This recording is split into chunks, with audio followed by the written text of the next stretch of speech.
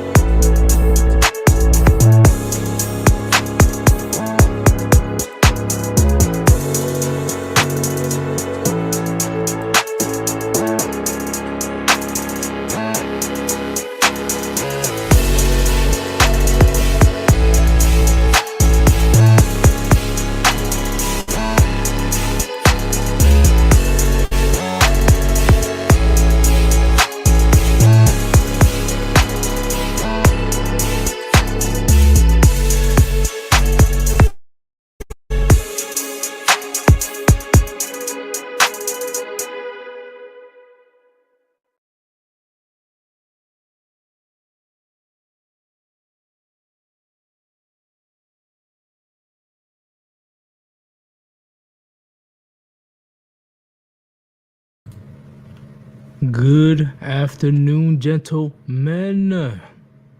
It's your boy, Sir Yeetus. Welcome to episode 152 of Yeetus' Thoughts.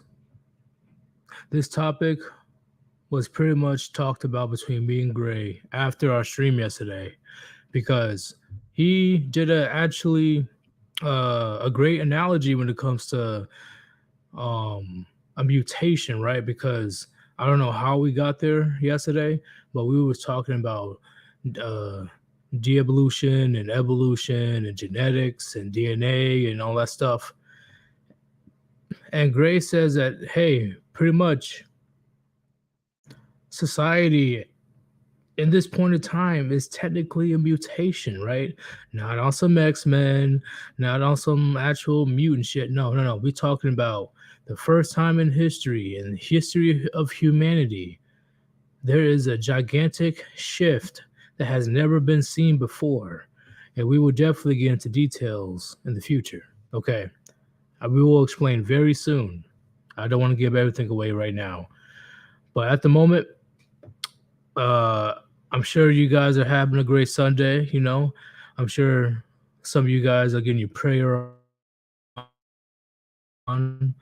Other guys are just chilling, enjoying the day off, right? Sipping some cold ones, enjoying the weather, enjoying the scenery, or hell, fuck it, enjoying the Price is Right, whatever it is. I hope you guys are doing okay because at this moment, things are getting crazy out there when it comes to world events. So enjoy the decent times while you can, because within a few years, at the max 5 years, things may get real. It may get real. If things don't get resolved now, we as men are going to have to deal with this bullshit,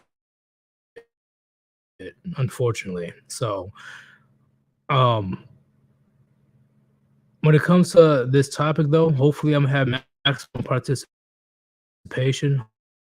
Hopefully, you guys, put your input on the human history that us, right, me and us as humans have to deal with certain dynamics that has never been dealt with before. So, and once again, I'm not gonna point out my reasons just yet. I'm gonna bring in Gray before that even happens. Let me check out the chat right quick, see what you guys are doing. Let me see. Oh, there goes cesspool. X-Men shouldn't be referring to guys that cut their junk off. If they are, they're on some woke shit and they're fucking dumb. Rio, what's going on, man? It's known. I know I see you talking in the chat. I joined a live stream yesterday with the Hermit, Grey Ghost, and Real Talk. And holy moly, right? And you already know that whether it's me or Gray, when we get our drink on, we get pretty aggressive when it comes to our ideals. And I wasn't able to join the stream, but I was in the chat, and shit, like it got real. I didn't even join. I didn't even join the StreamYard, and it was getting pretty intense. I'm like, God damn. I'm like, tell me how you really feel. But I think this is the best possible time to bring back a conversation of Black Pill, right?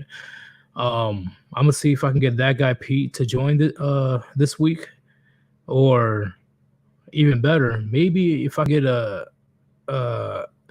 get a hold of Stardust, if I get a hold of him, I think it would be a phenomenal conversation, right? Uh, so it will be me, Gray, Hermit, because I'm sure Hermit has something to say, and uh, that guy Pete, and then hopefully I'll be able to get Stardust. I think that will be a great panel for part 5 now, because I talked about Black Pill a lot. Part shit I was hearing yesterday, I'm like, God damn, they really don't give a fuck. In the sense of okay, it's a very complicated situation.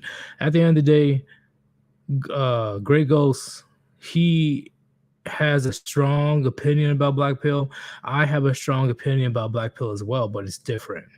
So I'm glad that Gray recommended, hey, we should do a live stream on this. I think it's gonna be a good one. Right? We don't have to get all crazy and emotional and like on some desperate housewife type shit, right? Or keeping up with the Kardashians. Nah, we will all sit down, we will crack open our cold ones, we will have a civil conversation about this. And hell, who knows? Maybe, just maybe, TFM will join as well. So I know I said I was gonna read through the comments, but I know the OGs are here. The OGs are always here first, always. So thank you everybody for joining. No problem.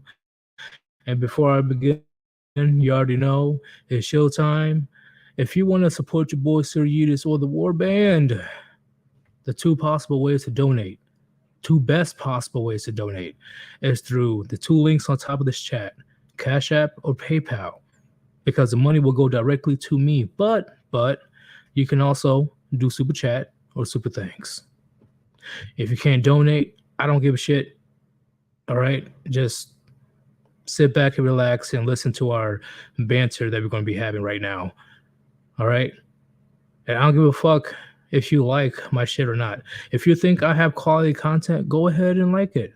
But if you don't think that I have quality content, if you think I'm talking crazy, you don't have to like my video. It's all good. It's all good in the neighborhood. It's all up to you. All right. I ain't gonna peer pressure you guys to do some bullshit. That's fucking stupid. But let me set up this bad boy right quick before we begin. All right. Where's that campfire shit? Bam, right there. All right, we're gonna add the one, the only.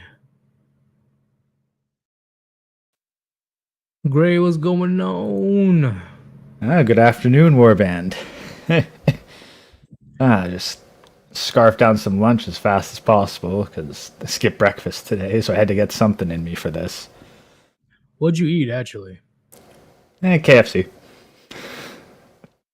Chicken fries and gravy, baby. Got to get those calories up somehow. Oh yeah, I forgot. You have difficulty of putting on some weight, right? Like you gotta eat a lot. Yeah, I got a bulk. I got a hummingbird metabolism, so See, I'm jealous. difficult. I'm jealous because I eat a grain of rice. I gain 5 pounds. That's why I stick with the keto type shit. I don't know why. Carbs is just not my friend. But when it comes to today's topic, do you want me to start off first, or you start off? I could go in with a bit of an explanation into where we're going first. Okay, you going to explain? Yeah. So the context for this is we got into a discussion of, is society evolving or is it devolving? And now, while devolution is its own separate term, technically said that society is right now in a mutation stage. It's acquired some new traits that hasn't really stabilized yet. We're seeing a whole bunch of different adaptations to it. It would be like when the first birds finally got wings that were capable of extended periods of flight. Like, that changes up everything for them. And they're going to have to adjust their behaviors in order to deal with this new tool that's in their belt. I completely agree. I agree 100%. And would you also say that this is the first time in human history that all these dynamics even occurred? Like, we don't even have any type of references to fall back on when it comes to social media and all this other, new things like contraceptives and all this other craziness. We don't really have any type of reference of what happened in the past. Like, this is the very first time that we have virtual reality. We have millions of people that can connect with each other in seconds. We have women that they don't need to worry about getting pregnant based on what kind of contraceptive they take. Uh, Marriage is pretty much became a business contract. Never ever that ever happened, in my opinion, in the history of humanity till now. Yeah, exactly. There's just been a huge amount of things in a very, very short period of time.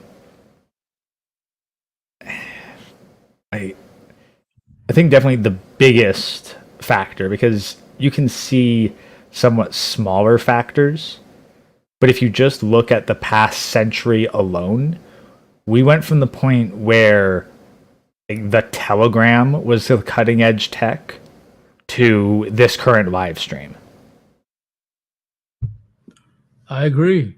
And on top of that, people thought that there's angels with wings when I forgot who the brothers were that invented flight. I forgot their fucking names. The Wright brothers. Wright brothers, yeah. They like, yo, like there's angels with wings in the sky. You know, it's crazy, bro. And now we have supersonic fucking fighter jets that can break the sound barrier. Like it's insane. Yeah. So it's a rapid amount of tech, but that's where society, I point out, it's a mutation. Because if like humans, if there was a certain population of humans that suddenly acquired wings capable of flight, like tomorrow, let's say they got bat wings, just for argument's sake, because that's somewhat feasible, that would change up a whole ton of shit. Like, you'd have to reconsider travel. You'd have to reconsider infrastructure. Like, I don't know how many of you have ever had dreams of flying. Like, power lines tend to still exist in those worlds, so that shit's a hazard. And then it's a question of how accepting do you even be, like, of the new mutations? Do you straight up abandon it and persecute anyone who expresses them? Do you embrace it and start to adapt your society and civilization to suit it?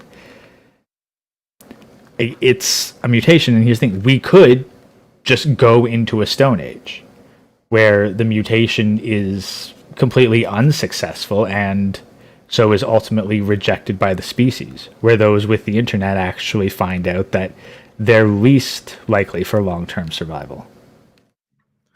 Agreed. And I have a question. So, would you say the clash between the traditional and modern societies is a result of that mutation right now?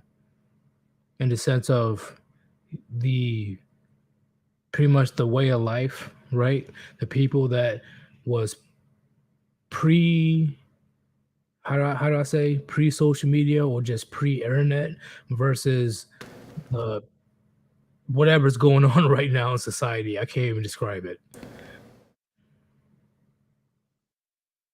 Say, yeah, there's definitely the conflict there. And you can see sort of the pressure, because I think it's not exactly unfair to say that the more technologically involved a generation is, the lower their fertility rate. Oh, I completely agree. And at the same time, once again, this is not just we disagree with the generations before us. The great grandparents that we had, they were wrong. We need to change things. No, literally, millennials are clashing with Gen Z. The Gen X are clashing with Gen Z. Like I'm or the Gen X are clashing with millennials and Gen Z. How rapidly we are evolving right now when it comes to technology and any other aspect is getting out of hand. It's getting crazy. Like even me, a person that's not even that old, I can barely keep up with what's going on in society today. What do you have to say about that? I honestly, I kind of stopped bothering. There's just so much information produced on a daily basis. You can't keep up with it all. And trying to means that you sacrifice every other part of your life in order to be informed. I completely agree. So that's why I say I could say within the 1960s to now, but I would say within the last 100 years, humanity evolved. Like what the fuck? Like in speed of light. Speed of light. That's how fast humanity is evolving right now. Well, I don't know if it's good or bad. that's the thing. I don't evolution again in the literal sense. Humanity cannot evolve at this pace. We have not changed on a biological level significantly. True. But when it comes to technology and social fucking ideologies, like the 100 of them that are out there these days, and it's fucking everything up. Like it's Well, that's a change. That's a changing environment. Like if you had an ant colony that remained relatively the same for like years on end, and then all of a sudden you start pouring water in, like that's not going to evolve the ants if they start building shit different. No, what I'm saying is when it comes to with at least humanity, we used to have the average lifespan of what, like 50 something 100 years ago. Now we're in our 70s or 80s on average, right? That's just one of many things that change in a very short amount of time. And on top of that, we are in the information age. Information is fucking just one click away, right? Well, thanks to technology. And then on top of that, now we got society that is so comfortable, which never, in my opinion, never happened in the history of humanity. Society has been this comfortable for whoever's living in the Western countries ever. No, the standard of living for this portion of the population is absolutely unprecedented. Agreed. And like even the richest people of a couple hundred years ago, like they did not have access to. Let's just think of this: clean running water on demand. it's crazy. I like that's shit that we consider that's basically considered a human right by some people, is access to clean running water on demand. Like you had to be in the absolute pinnacle of society just to have water on demand, period. Not even fucking clean, just water. So, okay. Once again, like this is the first time, in my opinion, anybody has even talked about this in the manosphere. So bear with us, gentlemen. Bear with us, because there's going to be a good amount of questions and back and forth. So based on that, do you think that the advancements of society or humanity as a whole is a double-edged sword? Oh, yeah. But straight up, yeah. Like any advancement in technology is a double-edged sword. Like the invention of dynamite is probably one of the more famous examples. It was invented to save lives, and it was used to kill like far more people than it ended up saving. But it was initially just meant to stabilize the far more volatile nitroglycerin so that people could do industrial blasting work with a much lower body count. Like that's good, that's noble. But of course, hey, you stabilized an explosion. You made it so that it doesn't go off by accident. Well, now this shit can be weaponized. You make steel. Oh wow, it holds an edge. That's great for tools. It's great for structural stuff. It's like, oh, it's also great for armor. So it saves a whole bunch of lives and improves quality of life for everyone. Oh yeah, and we can make better weapons out of it to kill people even harder. Yeah. Any advancement in tech is a double-edged sword. Like there's never been an advancement in tech that you could say is 100% universally good. I think you'd be hard pressed to pick out an example. Do you believe we've gone too far? Right, especially when it comes to the TNT and the TNT analogy, right? We went from gunpowder to TNT, and then fast forward a few hundred years later, we got fucking nukes. No, I don't think that any point in tech is too far. I think it's pointless to even think of it as being too far. Because we're in a competitive, we're in competition with each other as a species. There is never going to be universal human peace and harmony across the entire planet. Short of some sort of extraplanetary invasion for humanity to unite against, we're not going to get along. Well, I understand humanity is naturally violent. Violence is in our nature. That I agree. But do you agree with the numerous of people in the past? And once again, I have to look up their names. I have not looked up their names in a while. That says, hey, humanity's demise will be in the hands of humanity. Yeah. And that's what I mean when it comes to the fucking nukes, right? That's just one of many reasons. Like, are we just getting out of hand when it comes to technology? Is technology going too far advanced for even like humanity itself to keep up? Like, well, it's definitely advancing, but you can't slow down that advance. All you can do is limit yourself, in which case you will be beaten by the more technologically superior country.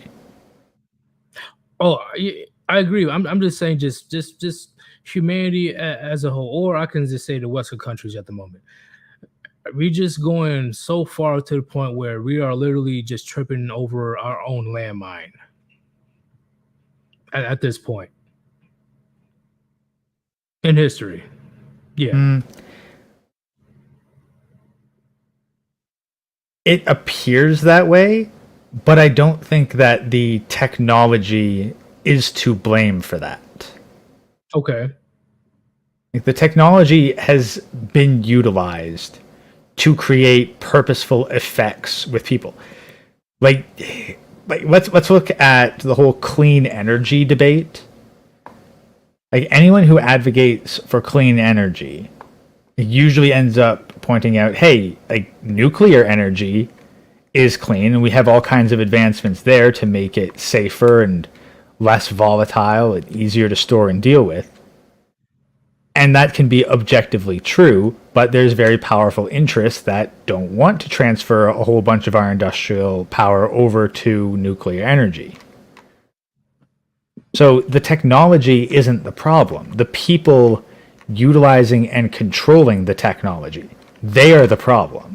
They're the ones who magnify the flaws and errors with the technology. It's like if someone took that double-edged sword, dulled the side that faced the opponent, and sharpened the side that faced the wielder. So you will say that the person that founded the atomic bomb, you would be able to understand why he regretted even inventing that in the first place. I understand why he regretted it.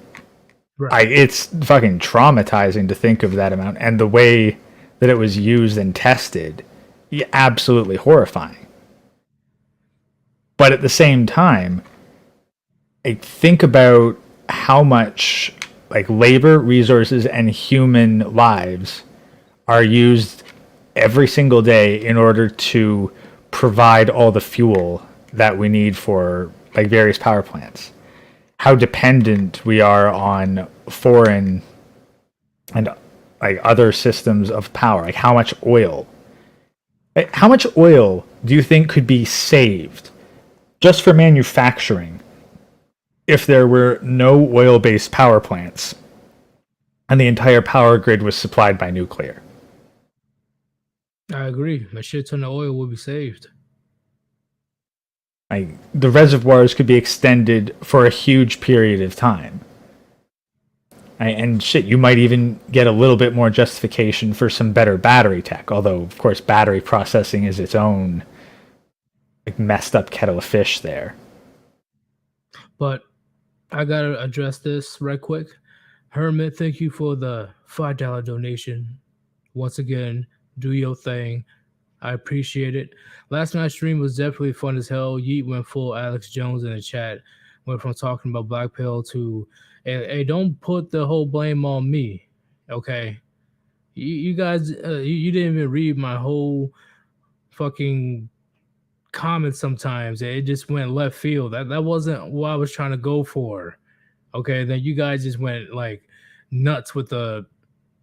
Like, once again, the conversation was fucking amazing. Don't get me wrong. But it just went left field. I'm like, yo, this is not what I'm trying to say. But, you know, once again, Gray, Herman, and Real Talk in the same chat room, it was going to be a good conversation regardless. And plus, Gray was sipping on some good shit, right? I can clearly tell he was sipping on some good shit. Cause I went through half a liter of like freaking rum yesterday. So yeah, you were bold last night when it comes to your point of view, and I completely respect that. And still got a quarter of the bottle left too. Yeah, of course. But at the same time, you know, you were not fond of my opinion, which is why I'm like, okay, we need to rehash this Black Pill shit because I probably don't understand the entirety of the definition because this will be my 6th live stream about the Black Pill. But we need to get that in because Gray is one of the first people that truly opposes that philosophy. I think it will be a great stream to have. Yeah. No, agreed. Definitely something to get into. Okay, so when it comes to, you know, the mutation of society today, oh wait, fuck, my bad, hold up. Almost forgot. Bam. Lord Kush himself, what's wrong with mutants? Mutants. Mutant humans? Oh, nothing. Mutant societies? Look around. Yeah, there's big issues with mutant societies. And we're just talking about there is an extreme outlier compared to the rest of human history, right? At least for the last 200,000 years. We are the complete outlier. It is not even funny. Actually, I think I could put this into terms that Chronic would understand. What? The current mutation of society has made it dysgenic. That doesn't help the chat whatsoever. What does that even mean? Okay, so essentially, like when an environmental pressure comes in, I'll use pandas as an example.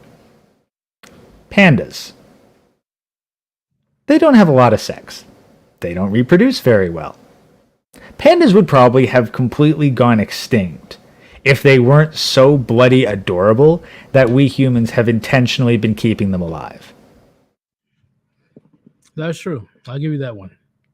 Bonobos, another example. They need their very specific environment, which allows them to have such an effeminate, female-run society that is dysgenic. It does not promote strength. It does not promote something better adapted to the environment. It allows the weak part of the gene pool to thrive in equivalent or greater numbers to the strong end of the gene pool. I agree. My mic's way too loud. We gotta address these comments right quick. First one, with respects, Gray's mic is way too loud. I don't think so, but well, I don't think there's a big issue when it comes to Gray's mic, but you need him to be loud. Like, you want him to be quiet.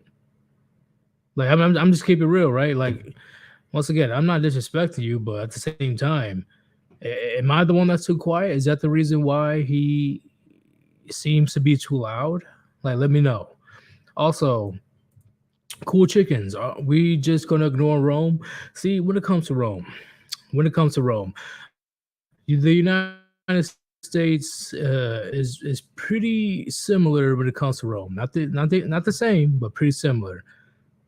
But at the same time, Rome never had to deal with the nonsense that we have to deal with right now in 2022. If we didn't have social media, if we didn't have all these crazy technologies, if we didn't have all these cars and all that stuff, blah, blah, blah, then I could see what you're talking about, cool chickens. But at the moment, we are definitely in a whole different world, whole different universe compared to ancient Rome. Like, we can look at the same factors, like, okay, we got a corrupt government, over reliance on immigrants, a military that no longer gives a fuck, and a society that has a population that's not invested in its continuing. There's parallels to Rome that are useful, but Rome did not have to deal with, hey, the most valuable of our women are flying halfway across the world to become porta potties for like wealthy foreigners. Like, that's fairly new, at least in the quantity today. I'm sure that there was like the occasional sale or transfer, but you didn't have the vast majority of your female population being exported and then sent back for you to clean up the mess. Agreed. Don't get me wrong. Like, correct me if I'm wrong when it comes to the history of Rome, right? Correct me if I'm wrong, because I haven't really done the Rome study since I've done the Rome live stream a few months ago. Rome gave women power that had land, right? Or something like that owned land. Not entirely sure, to be honest. Yeah, I might have to I didn't look get that through. Up, like, the Decline and Fall of the Western Roman Empire is a big, bloody book. So it's not really the kind of thing that you can read like, in a weekend. No, it's all good. I understand, but at the same time, Rome, it wasn't built in a day. But at the same time, Chad, Rome didn't fall in a day. And that's a very similar situation that the US is going through right now. We are the most powerful fucking force in the world, whether other countries want to admit it or not. We're still the top dog, but it's only a matter of time. They're going to chip away. They're going to keep chipping, just little by little, going to just weaken the military forces, and to the point where we got a bunch of rainbow-haired color motherfuckers on the front lines, and countless other weak, effeminate, frail, quote-unquote men that refuses to even join the military in the first place. And it's just going to keep chipping. I'm telling you, gentlemen, Rome didn't fall in a day. I can say the same thing for the U.S. The U.S. will not fall in one day. I give just years of chipping away. That's how it's going to happen, gentlemen. Yeah, like even Disney, like as a company, that's a pretty good example. It wasn't built up overnight, and it got so big that you can't take it out in one fell swoop. Like the build up and fall, when you're at that scale, it's going to be gradual. Agreed. And then when the time comes where they realize, like, oh shit, we're in trouble, it's already game over. Although, to address just one thing in the chat. So, Genazornot, no idea how to pronounce that. In a brutal, primitive society, outliers cannot propagate because they simply do not survive. Not necessarily true. An outlier that is beneficial, that has a higher chance of survival and reproduction, like they do survive and they do propagate, and that is how evolution occurs. When a successful mutation disseminates amongst the gene pool, or a beneficial mutation. Chronic kind of explained this on his stream a couple months ago. If I can find that video, that'd be pretty nice. But he explained it perfectly on how successful genes get passed on to the next generation. But then hypergamy comes in and everything gets like it gets out of control. Unchecked hypergamy, I mean. It happens with animals as well. And you explained it before when it comes to the monkeys. I forgot which monkey it was. Bonobos. Okay. Give me 1 minute. I'll be right back. That's the thing. I wouldn't even say that the bonobos necessarily have hypergamy. Like, there's not really anything along the lines of an alpha bonobo. There's just a whole bunch of beta bonobos, and all the females are alphas because they control everything through sexual release. So, like, unchecked hypergamy, like, that really occurs more in the mouse utopia situation, where there's no competition for resources. So the females just get to pick the males that they find most attractive. There's no pressure to successfully reproduce. Like, they do reproduce, but they neglect their children, and the children die. But they still only go for the biggest, strongest alphas who hog the best feeding spots, and all the beta mice in that situation, they just head off, focus on themselves, and groom themselves. But they're not going to raise another mouse as babies. They probably can't, because you need milk for that. I'm back. Yeah, I was just getting into that. Bonobo Society isn't really an example of unchecked hypergamy. More along the lines of the mouse utopia, because that one does have like an alpha and beta mice. There's no alpha and beta male bonobo chimps. It's just all betas. I agree. I'm just saying when everything is met when it comes to the female side, especially with women, that's when shit gets out of control. When everything is met to the point where they think they don't need men, that's when shit goes downhill. And our society is a perfect example for that. Oh, and that's the thing. You can only get a society where all of the female desires are met if all the male desires are met first. Agreed. And once again, but they're playing the field, right? They're just way in. They're very one-sided when it comes to this. Very one-sided. If these simps, they just like, hey, I just want to, talk to you, blah blah blah blah blah. You already know that these thotties out here, like, oh, you're gonna have to pay first. You're gonna have to pay for my subscription. You're gonna have to pay for $100 session for 30 minutes, or average man always gotta pay. All right, don't try to put the Chad and Tyrone in the same category, Chad. You already know if you're Chad and Tyrone, you are not. They're not going to apply the rules to that group. Chad and Tyrone can get away with almost anything when it comes to women. Literally, like you cannot disagree with me. That's why I say that, hey, alpha fucks, beta bucks. That's not said. Chad and Tyrone can get away with anything initially. But the instant the behavior of Chad and Tyrone changes, and they actually, get the vasopressin going and they start to catch feelings, then the woman is more than happy to turn the power of the state on them.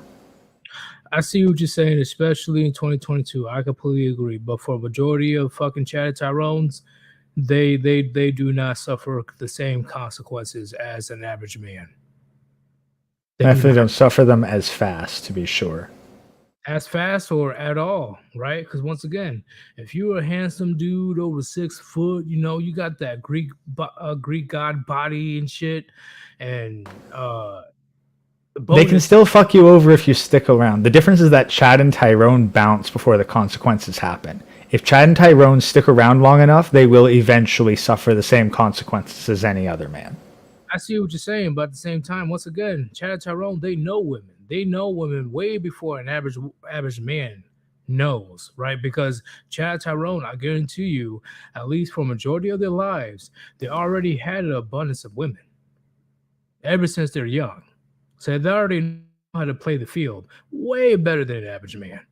Do they know how to play the field, or are they the equivalent of a beautiful woman where they don't understand why they are successful? Like, just because a Chad and Tyrone has the physique to make women attracted to them does not mean they have an inherent understanding of female psychology. Some do, not all of them. It's a question of what percentage.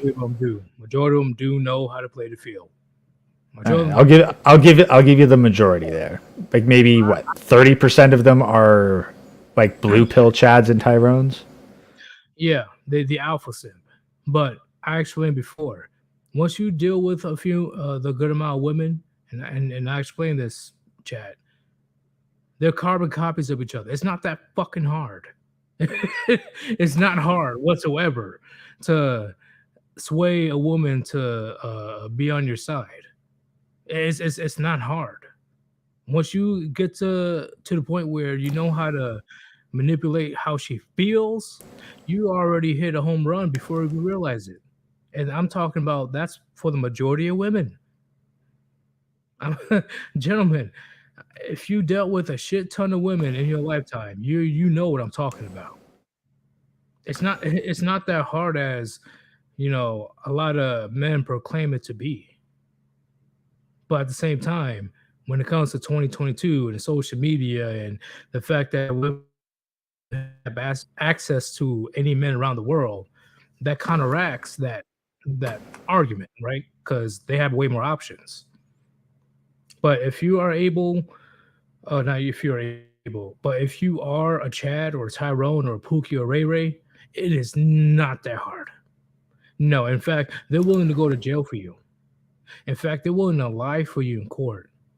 In fact, they're willing to say, "Hey, I know you're not going to be a baby. You're not going to be a father to my kid, so I'm going to try to find a simp that will fall for my tricks, and he'll be a stepdaddy, even though he thinks he's a real daddy." Chad and Tyrone's and Ray, gentlemen, majority of them, they clearly know what the fuck they're doing because they have way more experience than the average man.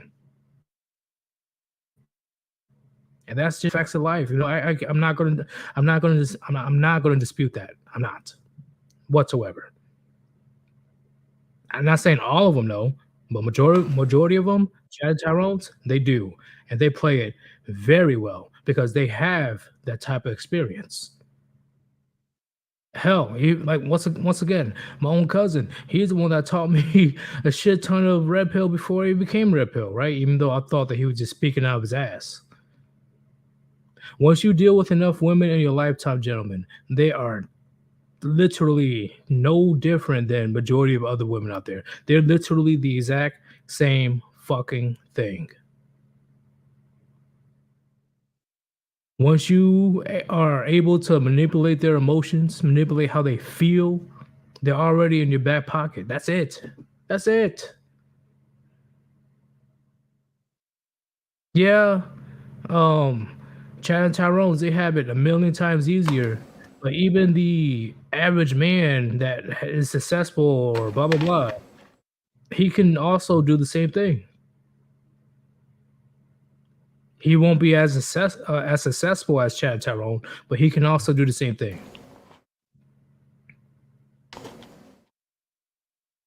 What do you have to say about that, Gray? Personally, I don't have enough experience with the alphas of the world to have a solid opinion. Chat seems to think it's somewhat up for dispute, so like you can hash it out with them, but I'm just going to play neutral on this one because I really don't know enough to say one way or the other for sure. Wait, who's disputing? What the fuck? Hold up. Gentlemen, we already established that there's alpha simps. We already established that, right? Chad Tyrones, they can also, unfortunately, they can fall into the blue pill fucking nonsense. But majority of them, no, right? Because once again, it's that percentage. Like they're saying that in They're saying that in their experience, the majority of these Chads are blue pilled, not red pill. Maybe in your experience, the majority of them are red pilled. No, That's just that's a complete fucking lie. I'm not to disagree with the chat. Majority of them, I'm talking about the top fucking dogs, especially if they won the complete genetic lottery. No. Come on, Chad. Come on. Let's keep it real. Chad and Tyrone, I'm talking about not the ones that, that just waltzing around on the goddamn street like, oh yeah, I'm semi decent, I'm semi attractive. Oh, I'm a Chad. No, I'm talking about the top dogs that they were blessed. They were blessed with the genetics that they had. They don't have to lift a fucking finger to get a woman to bust it wide open for them. If they had to deal with that if they had to deal with that shit for a majority of their life, why the fuck would they even be blue pilled? Majority of them. well, because they believe the lie. But that's what I'm saying. Majority of them will not be blue pilled whatsoever. Okay, no, that's the thing. But like the thing is, like, you're assuming that because they're having a lot of success with women, they're engaging in severe critical thought about them. I know. They're the very same people that these women are fucking cheating on their boyfriends and husbands and all that shit with. I know. Personally, bro. I'm telling you, especially when I went to the military and we got these fucking G.I. Joe Jack motherfuckers. I'm talking about a select few. Yes, I understand that. Oh, there's some blue pill alphas out there. Yeah, of course. Yeah, there's a blue pill. No, it's not the Yeet. That's the issue. We're not debating whether they exist. You're saying that the majority are red pill. Chad is saying that in their experience, the majority are blue pill. But that's what I'm going with, right? That's what I'm going with. Especially when it comes to their experience. Yeah, I agree. Their experience is different than mine. But at the end of the day, I definitely had to deal with a good amount of men that had the Greek god fucking body, that had the most craziest confidence, etc. They didn't have to do shit for a woman to fucking bend it over for these type of men whatsoever. It's crazy. I saw it myself. I'm like, bro. Yeah, but that doesn't mean they're red pill. You can be blue pill and still have women bending over backwards for you. What I'm saying is, with my experience, and I'm not gonna disregard their experience, but at least with my experience, because I definitely dealt with men that actually has those attributes to be the Chad, Tyrone, Pookie, and Ray Ray. They're not blue pill. They're definitely red pill. Because once again, it doesn't matter if they're married, it doesn't matter if they have a fiance, it doesn't matter if they have a boyfriend, it doesn't matter if they're single. If they meet a guy like the people that I know, they won't hesitate to bend it over. They won't. It's just like, oh, okay, it's all good. All right, if you want to fuck, I'll fuck. It doesn't mean I'm going to commit or trying to call you a queen and shit, bitch. I will respect you even less for even do that shit. If you have a fiance or a wife, because you already know these alpha, these Chad Tyrones and shit. They don't give a fuck about marriage. They don't give a fuck if these bitches are married. They don't give a fuck if they're engaged and shit. They don't care. They don't. Like, literally, when it comes to the dating world, the whole dating world is in their fucking hands. They're the ones that's winning in 2022. Right? And once again, I'm not going to disagree that there's those select few of those alpha simps that say, oh, women are still queens, man. I'm still going to get married. I'm still going to have kids, bro. What you mean, bro? What you mean, man? Yo, these girls are... I'm not going to disagree with that. But with my experience, with the various people that I know that are categorized as Chad and Tyrone, they're not red pill. They're not. They're not. And if you say there's blue pill alphas out there, they're the minority of the Chad and Tyrones.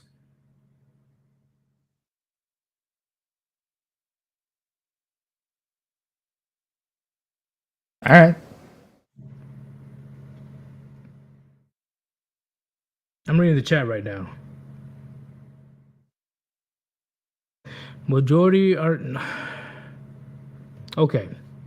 This will be a great stream to have in the future. Now, I already wrote it down. This will be a great stream. Honestly, not gonna lie, this will be a great one. Oh man, it's crazy how you guys believe that majority of Chad Tyrones are simps. How the fuck are they?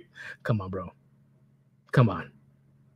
How are you going to call the people that can literally have any woman that can fucking please? I'm talking about majority of them. They can have any woman that can, any woman that they want. And they do have any woman that they want. And you want to call them majority blue pill? I disagree. I disagree. Yeah, I'd probably have to really define the definitions of what separates a blue pillar from a red pill in that context. And I agree. I agree. Once again, when it comes to the black pill conversation that we had yesterday, right? I wasn't able to get my point across through text alone, right? We definitely gonna have to do a stream on that one. We will definitely do a stream on this one because I'm surprised about the responses I'm seeing in the chat. I'm really am. And Monkey said, Jeff Bezos got away with threatening to kill Leonardo DiCaprio. He ain't gonna do shit to Leonardo DiCaprio. Jeff Bezos is a beta himself. Just because you're the richest man on earth, just because you have a lot of money, doesn't make you a fucking Chad or Tyrone. Let's keep it real. You guys saw the video. Great. Did you see the video? I've seen a still from the video, I think. Chat. That is one of my many reasons of why majority of Chad and Tyrones are not blue pill. They're not. Yes, Jeff Bezos can buy Leonardo DiCaprio 10 to 20 times over, probably even 50 times over. But she still gave obvious signs to Leonardo DiCaprio that she wanted to suck that Sloan. She wanted to suck that shit. And he denied. He was like, bitch, get away from me. Because of course, as a superstar, as a A-list celebrity and stuff, you don't want to get into that type of scandal. But Jeff Bezos, as a beta motherfucker he's the second richest in the world to my knowledge. Of course, he's gonna feel some type of way. He's average height. Yeah, he's the richest man on earth, but he's average height. That's why he felt very defensive and offended, and he had to go on social media to directly, quote unquote, threat Leonardo DiCaprio about staying away from this girl, even though Leonardo DiCaprio didn't even want her in the first place. Come on, gentlemen, come on. Oh man, I'm loving this conversation right now. Oh shit, I'm getting pretty hyped. It's crazy. But we will definitely have this stream later on this week, right? Because we're producing a shit ton of content right now. I love it. I fucking love it. This is why I get nothing fucking done.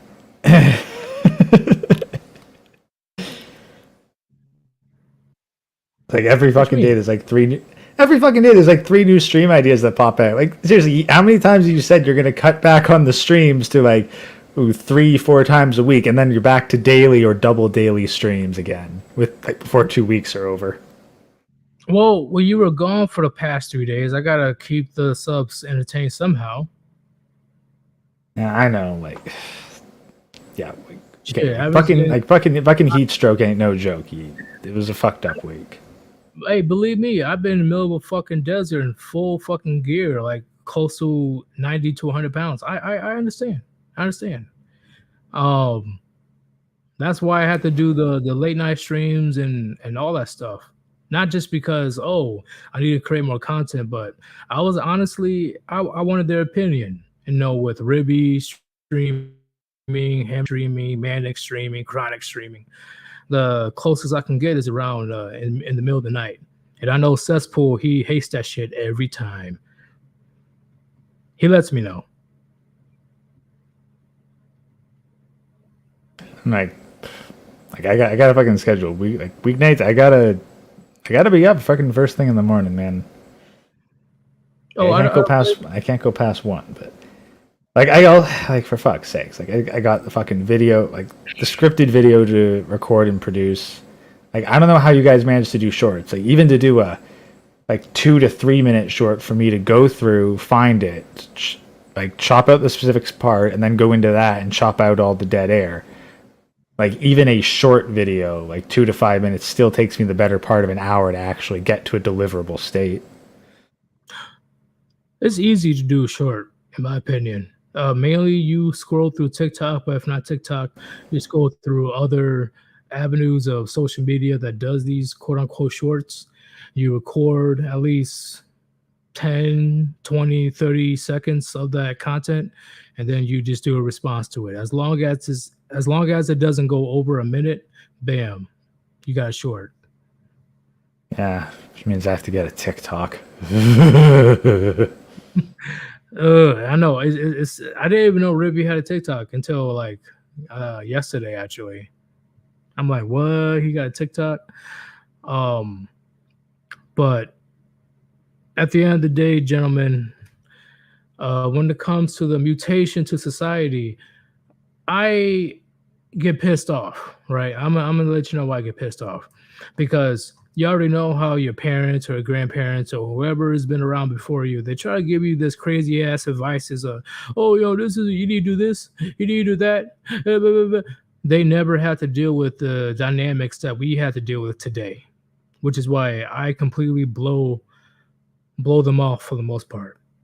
I'm not saying that they all don't have great advice, but these type of advices that they dealt with in their time does not apply to our time. What do you have to say about that, Gray?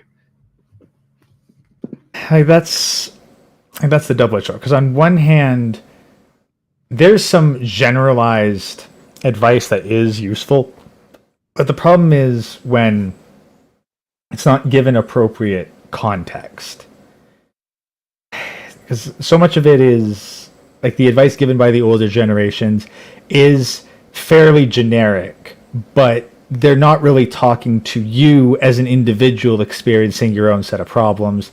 It largely feels like they're just talking to a younger version of themselves, like speaking as though they understand you because you're younger, and since they were young, therefore you are the same that they were at your age. Rather than listening and going, okay, let me actually listen to understand your problem so then I can comb through my wealth of life experience to give you a specific answer relevant to your problem.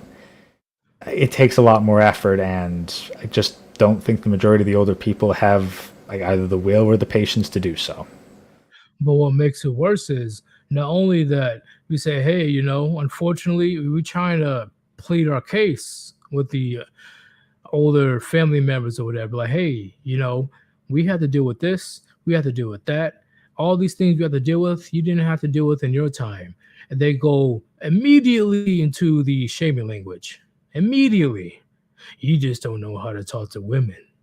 You just don't know how to work that confidence, work that magic. Okay, clearly you need to get more practice. You need to come with me to the club or to the bar so I can teach you how it really works. And you're just trying to explain to them, no, what happened in your time ain't gonna work in my time. It's not.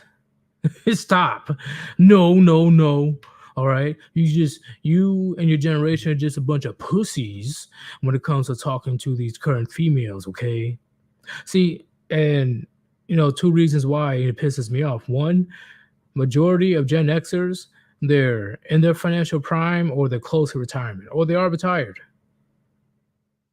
But when it comes to us younger men, they really believe that they can apply what they know now about the current generation of women and then put it onto us. You get what I'm saying? Yeah, and that's where I think a lot of the problem comes with them speaking to younger versions of themselves rather than speaking to an individual with a unique set of problems.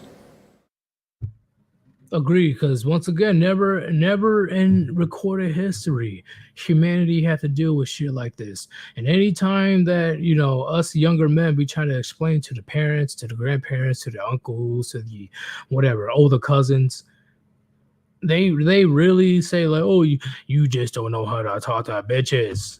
You just don't know how to spit game. Don't worry, I'll teach you." It does not matter, okay?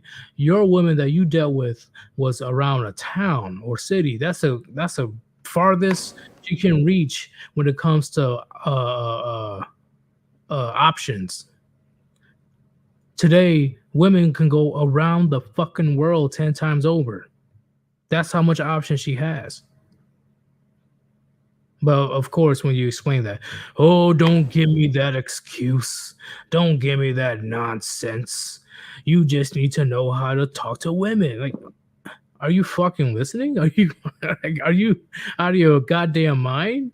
I'm telling you right now, even the most average at best women can get millions of options around the world because you forgot there's billions of men, right?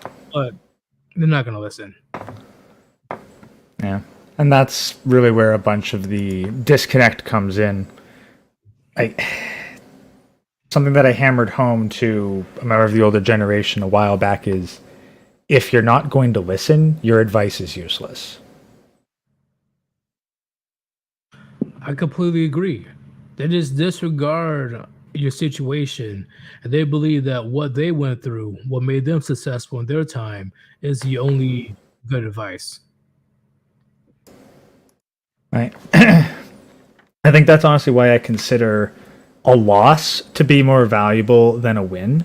Because all the times that I hear success stories, when the successful people are being truly honest, they have no idea why their stuff was successful that time. Like there's a whole bunch of things like, oh, well, it was because of the timing and the zeitgeist, and this event happened which drew attention to it. It's like, but none of those things in isolation can say, oh yeah, that was entirely intentional. A lot of the times it's a variety of factors and a good chunk of luck. Whereas if something fails, a lot of the time you can figure out exactly why something fails. I completely agree. And we have, where is it? Bam. Lazaro A. Old advice is amazing if it's still applicable. I agree. If they're able to apply their advice to the circumstances that we're dealing with today, phenomenal advice. But unfortunately, majority of their advice, they really do believe it works, even though it doesn't apply. And then when you try to let them know, you're the crazy one, and they're the Mac Daddy of getting bitches. And like the problem is that the advice that they give out is selective to what they think you need. If they could just dump all their advice into some kind of like book or whatnot that you could read and then have it all to draw from at a moment's notice, then it would be useful. But when you're trying to get a specific answer, it's like going into a library. You're looking for a specific book, and the librarian, instead of picking the book that you're asking for, just picks a book that they think you should read instead. Agreed, which is like complete nonsense. Unless they truly know what will help you, if they truly know, then that will be different. But think about the analogy, gentlemen. There is no books about what the fuck is going on today. Where there's a shit ton of books, but you have no idea which of them are actually useful and which of them are full of bullshit. Bullshit, complete bullshit. You do not have to deal with women that are and once again, men can be the same thing, but I'm talking about mainly women. You don't have to deal with women that has this full-blown narcissism that's out of control and is running amok throughout social media and shaming men that say, hey, why you just fucking straight up wearing a thong and shit on social media and expecting a good average man to come in and save the day. And I'm talking about the good average men that they want, right? Not the actual good average man. I'd say that like any boomer age man that says, "Oh yeah, I'm good at picking up women," be like, "All right, here's a dating app. Let's set you a profile. Let's see how good your game is." Don't mention your money either. No money. Let's see how Yeah, good you are. because like that's the thing. Because women think that they're really good at dating, and then they actually try dating with a man's profile, and they're fucking shocked that none of these women want to talk. It's like, yeah, no shit. Guess what? The man has to carry the conversation and be the dancing monkey. If you're not accustomed to that because you're used to being the one catered to, then you got no fucking idea what the hell you're doing. And once again, I haven't been on dating apps in years, but based on my experience, I think it was around 2016, 2017. That was the last time I got on a dating app. You will have to be a complete fucking asshole to even get her attention, which makes sense, right? She has thousands of men saying that, "Oh, you're a queen. You're the best thing since sliced bread. Oh my god!" But then there's that one guy that she sees, like, "Hey, what's up, fat bitch?" She's gonna reply to that message. I'm not wrong. What do you have to say about that, Gray? Because based on my experience, being an asshole will get you replies on dating apps. Oh, absolutely. Like, I think I've got some of my most engaged matches when I put some controversial shit that riled their jimmies up. They were far more willing and active in engaging the conversation, even if it was just getting into a fight with me verbally. And I'm gonna keep it real. I really do believe majority of this craziness stems from daddy issues. The fact that you put your foot down, you put her in her place, that's saying that you're not fucking special. I really do believe majority of that shit that's happening on dating apps in real life, but specifically dating apps, it stems from straight up dad issues, like daddy issues. Because they never had a man or any type of authoritative figure to put them in their place. And whether they want to admit it or not, even though I know personally a shit ton of women admitted they want a man to put them in their place. They want somebody in a position of authority to put them in their place. But when they have all these people say, "Oh yeah, you do whatever you want. Yeah, you a queen." Blah blah blah blah blah. Eventually, she'll become bored. But then she will run across asshole like you, and you're like, nah, bitch, you ain't that special. Bam. She's focusing on you, especially trying to get your validation, which will never going to come, depending on what kind of man you are, right? She would just keep chasing. She's, and I made a video about that last week about, oh, it's all about the chase. It's all about the chase. That's what the women are talking about when it comes to the bad boys. Because at that point, like, it's chase. Like, they call it the chase. It's quite appropriate because it's essentially the same as chasing the dragon. I'm convinced it's a drug high, and they're addicted to the emotional rush the same way that you would be to any sort of hard drug. Right. And the women that are the most difficult to get with, in my opinion, are women that have a father in their life or they are rich, like they have a rich family. Right? Because once again, a woman's main point when it comes to the dating market is to acquire resources. And she already has resources. She's going to be way more picky when it comes to getting a man. And when it comes to the other side, if a woman has a father in her life, she has an idea. I'm talking about a good father, right? She has an idea of what a good man should be when it comes to a relationship. So, of course, she'll be she'll be more wary of the bad boys compared to the women that never had dad in her life. You get what I'm saying, Gray? Yeah, definitely a percentage base. Of course, there's always stories of like girls raised in like good, stable homes with decent fathers who absolutely turn the shitter on. But like, it's a percentage base, and you've definitely got a better odds of the girl having a more stable relationship if she respects her father. That's a big thing. I agree. Respect to her father is a big cue. That's why I tell men, hey, you need to go vet her family. That's the biggest indicator of how she'll turn out. If you're looking for a serious Like relationship. keep in I think a good example is like step one, look at her mother.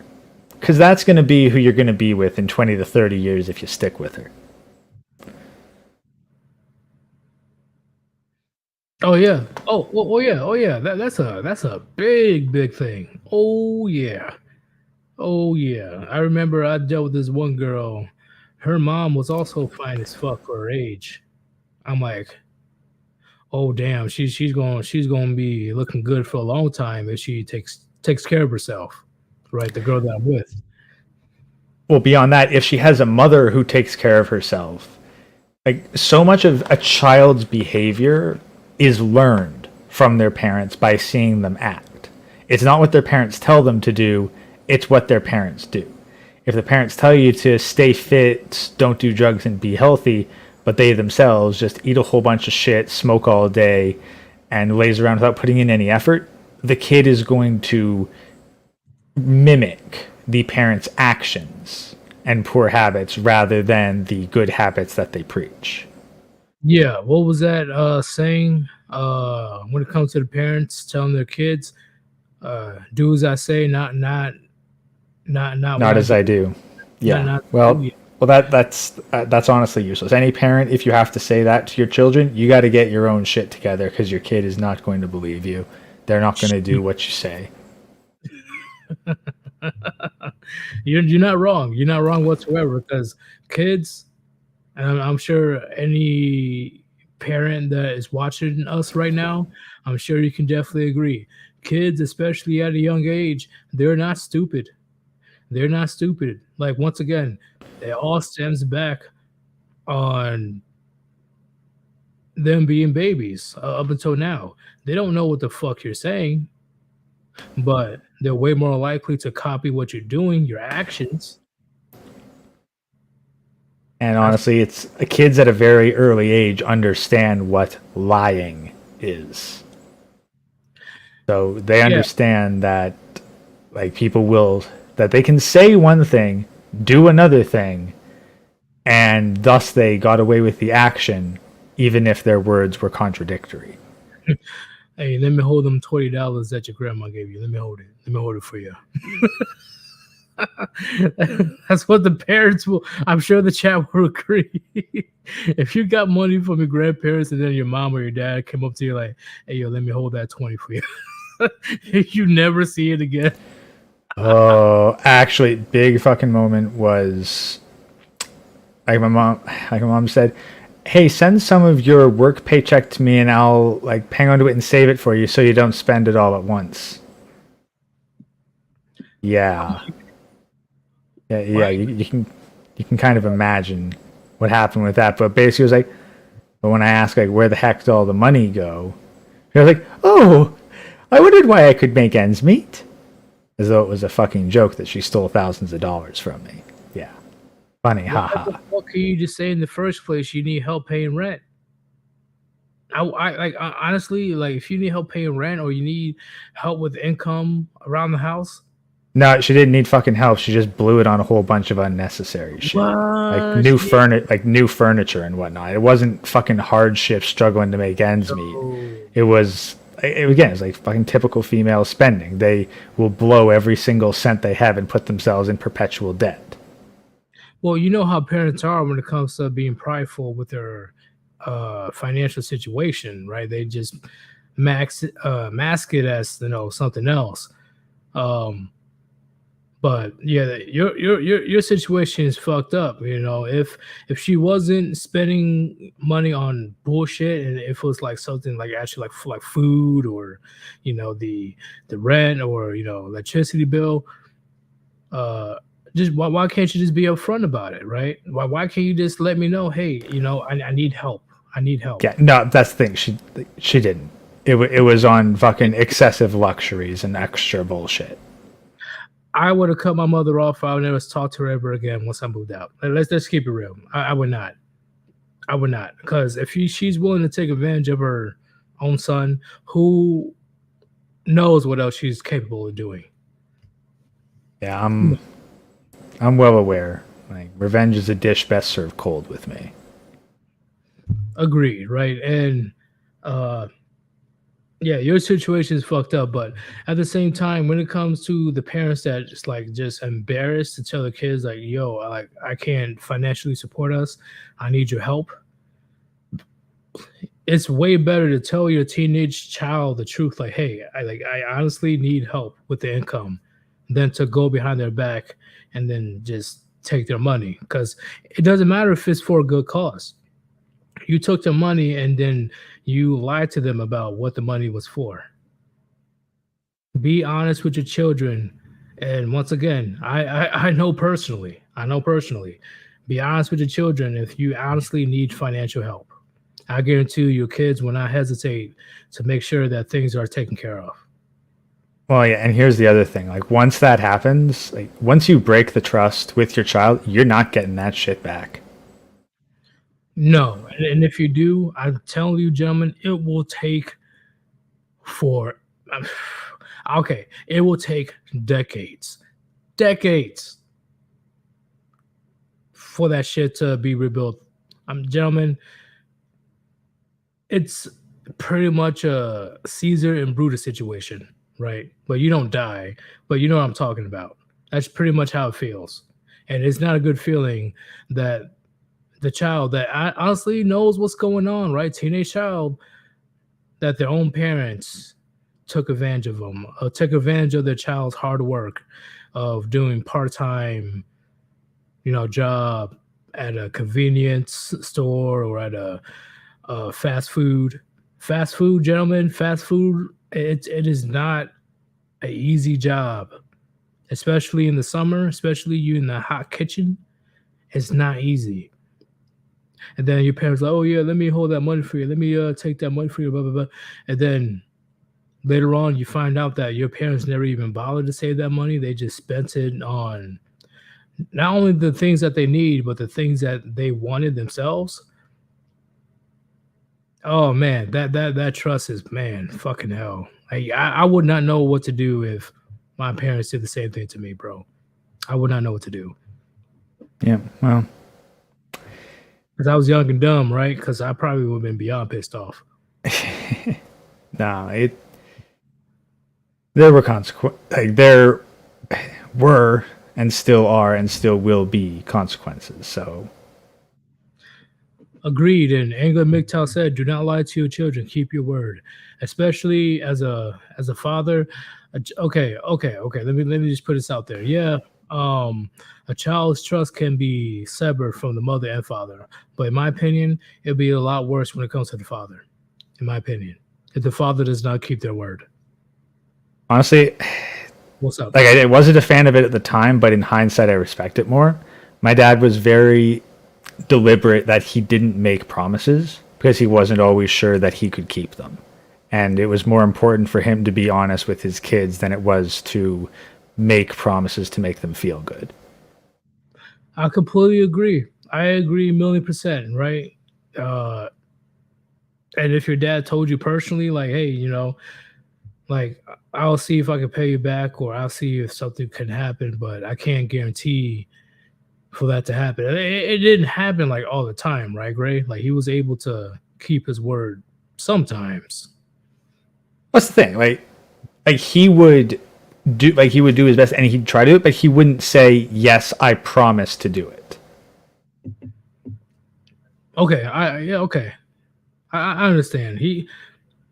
if you're not able to keep a promise, you shouldn't make it in the first place. Yeah. Whereas, like, my mother, she wouldn't hesitate to freaking sign like a written promise and fucking break it without a second thought.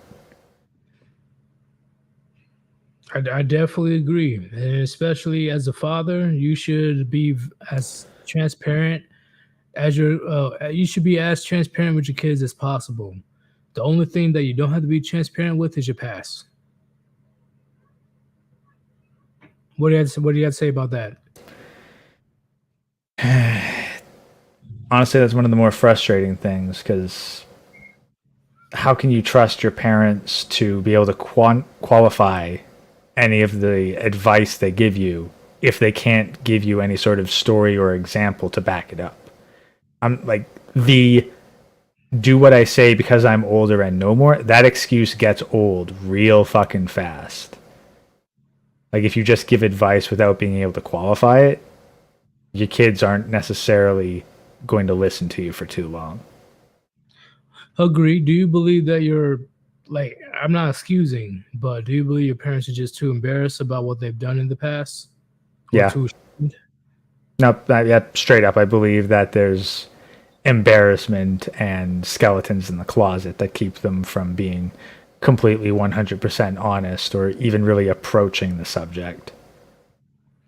See, I've got some suspicions for why too, and they're not exactly pleasant, but there's no way I'll ever be able to confirm short of some scientific intervention. oh, it's all good, man. I'm gonna address this super chat right quick. I'm gonna chill, and then I'm a caveat on what we were talking about when it comes to the parents. I think this will be a crucial time as well between the millennials all the way to the Gen Alphas and onwards. I'll definitely talk about that. I got a donation from the Chaz on my PayPal. Thank you very much for the donation, man. He says, "Is this enough shekels to request a show for an upcoming video I made? I set it to premiere at 6, and I greatly appreciate it if you promote it. Thanks a bunch for all you do. Uh, Hook me up with the link in the chat, and I'll definitely share it." I'll send you the link on Discord. Oh, you already know? What the fuck? Yeah. Well, damn. Okay. Um.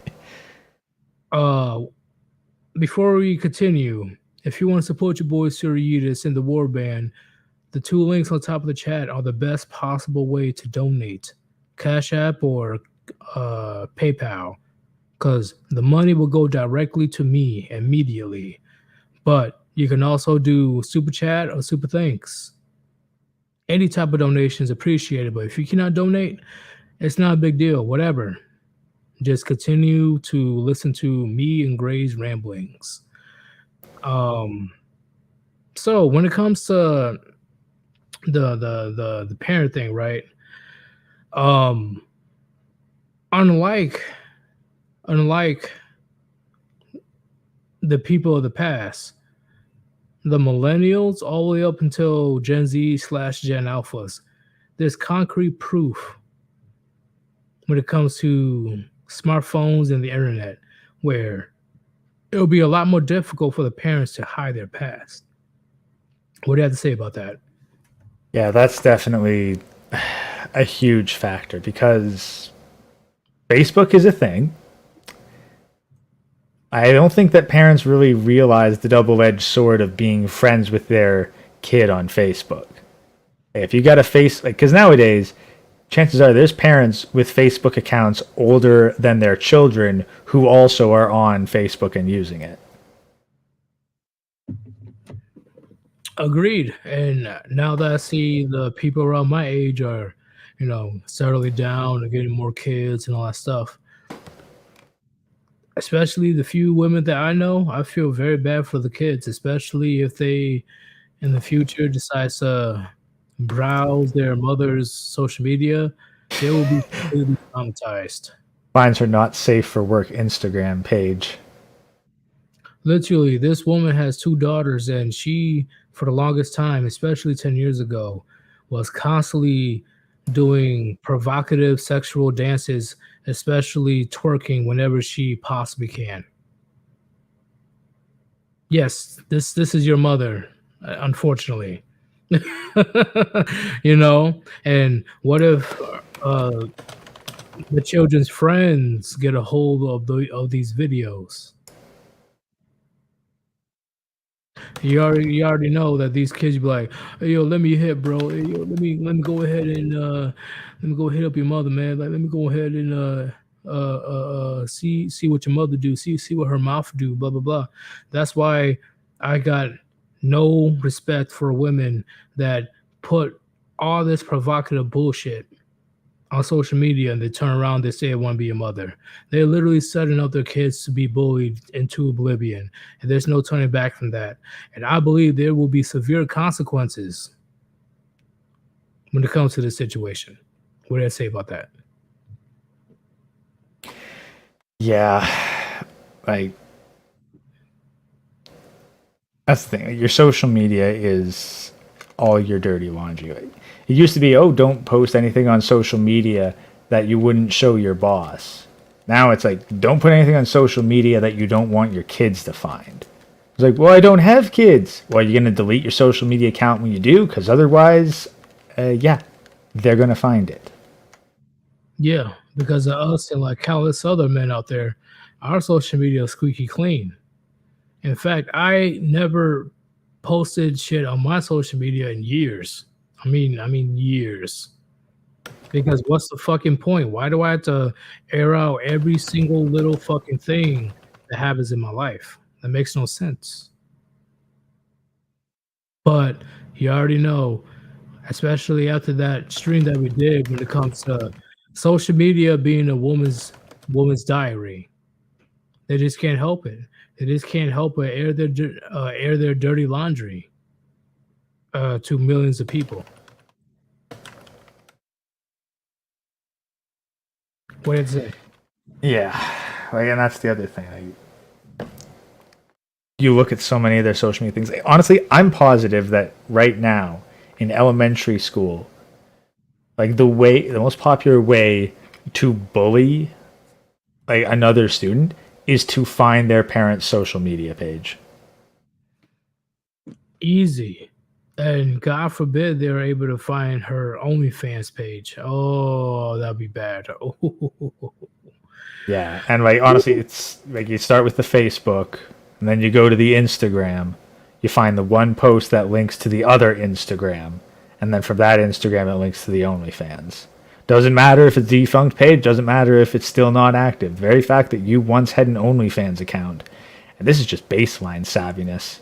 Like if you make the mistake of sharing usernames across your social media platforms, like if your Instagram handle is the same as your OnlyFans handle, you're gonna have fucking single-digit kids downloading your feet pics.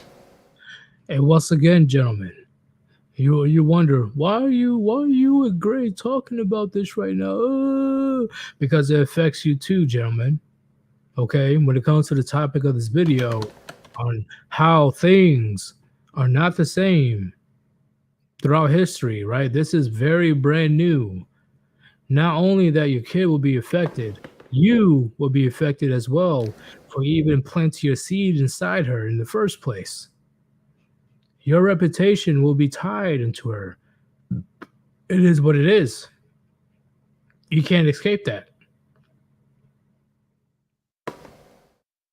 There is no way in hell that if you fucking knocked up a fucking thotty and she got a kid, and then the thotty is still want to do some thotty shit on social media, especially OnlyFans, how can you as a man not be associated to her?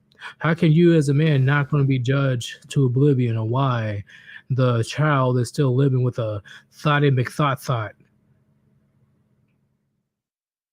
And you know that kids are cruel. They have like the most inventive cruel names.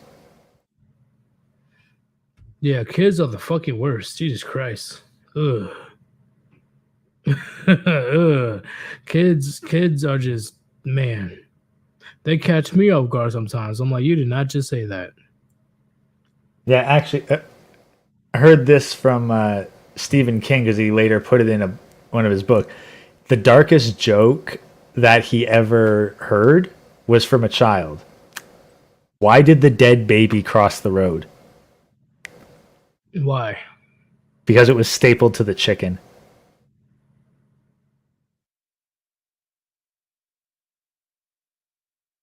Who the fuck stapled a baby to a goddamn chicken? Apparently, this little kid thought it was fucking funny. So, Herman, kids have almost yeeted themselves because they got made fun of. When it comes to their moms having OnlyFans, I'm not surprised whatsoever. How can you get away with that? How can you get away with your mama jokes? How can you get away with your mama literally boasting about her tickle bitties on the fucking internet and busting it wide open and shit for anybody to see? How can you do that? yo, mama calls me baby too. Here, I've got the DMs to prove it. Literally, like it as a at least as a son, how can you not feel some type of way, horrible way, to the point where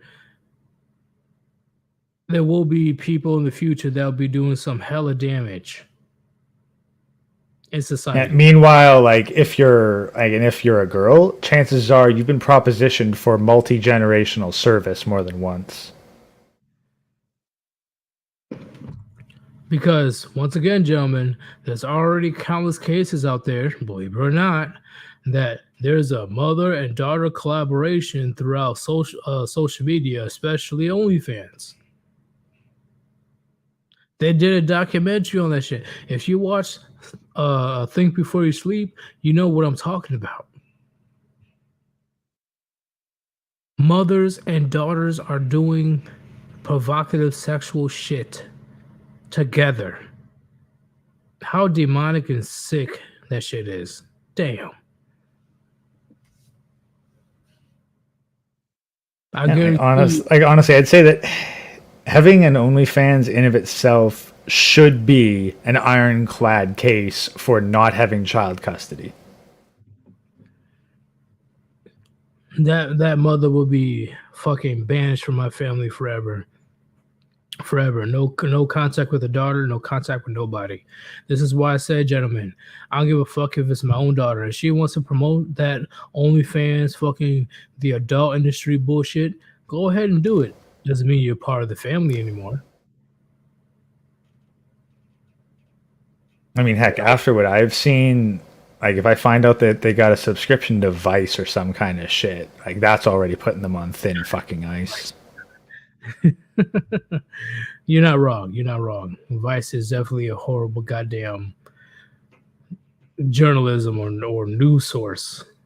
But at the end of the day, gentlemen, there ain't no fucking way that my reputation is going to be ruined. My family's reputation is going to be ruined because my baby mama wants to bust it wide open on social media, let alone my daughter wants to bust it wide open on social media.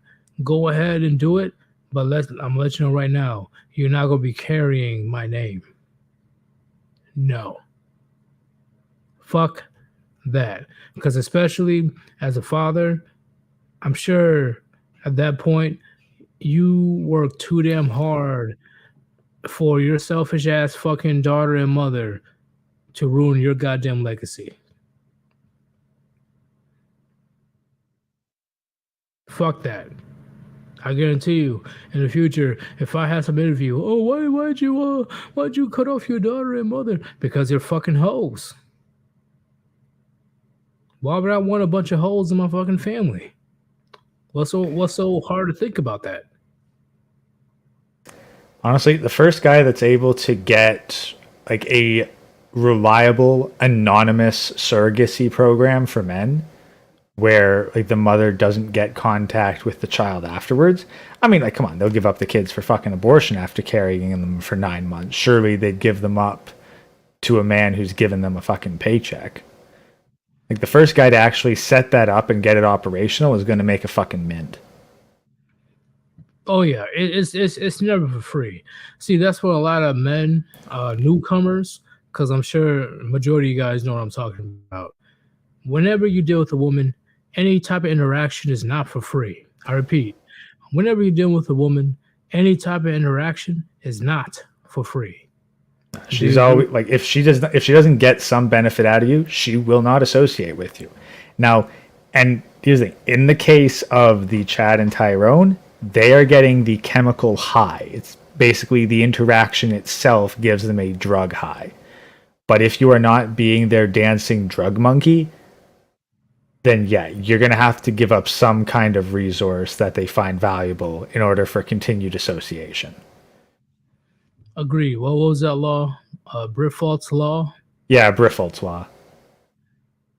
We did a stream. We did a stream on that like 4 or 5 months ago, right? Yeah.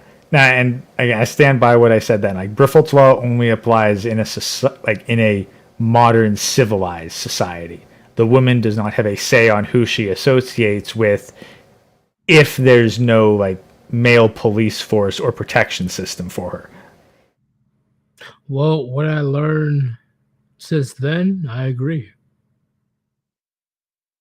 I definitely agree with what you're saying.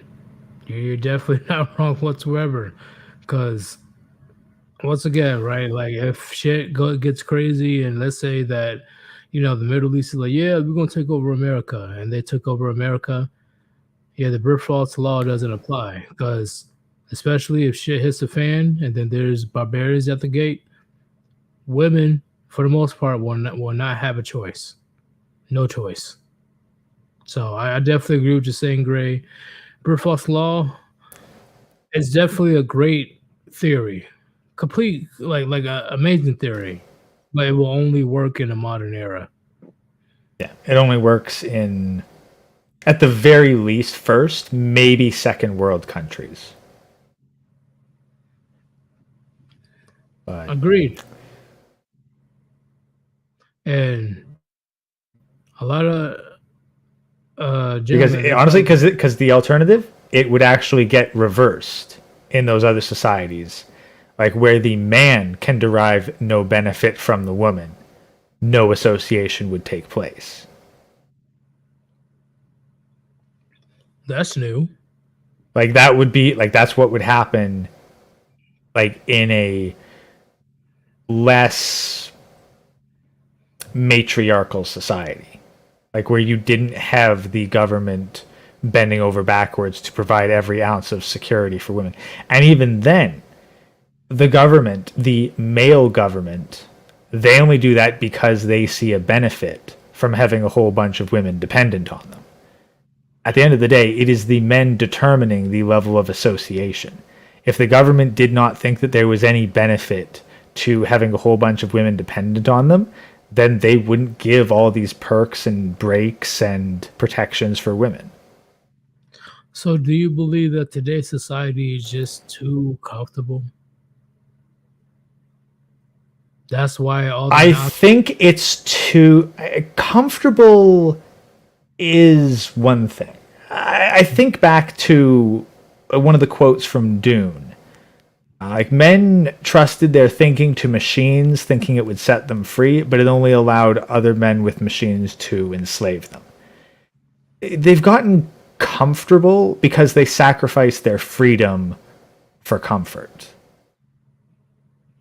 I'd say it's too collective. Like everyone's too dependent on someone else to solve their problems. And that has allowed a very few number of people to exert a massive amount of control. So you agree with the quote with Benjamin Franklin when it comes to Yeah, those who would trade freedom for security deserve neither. Yes, I am in agreement on that. well, damn, that's a quote. Why you stealing my thunder?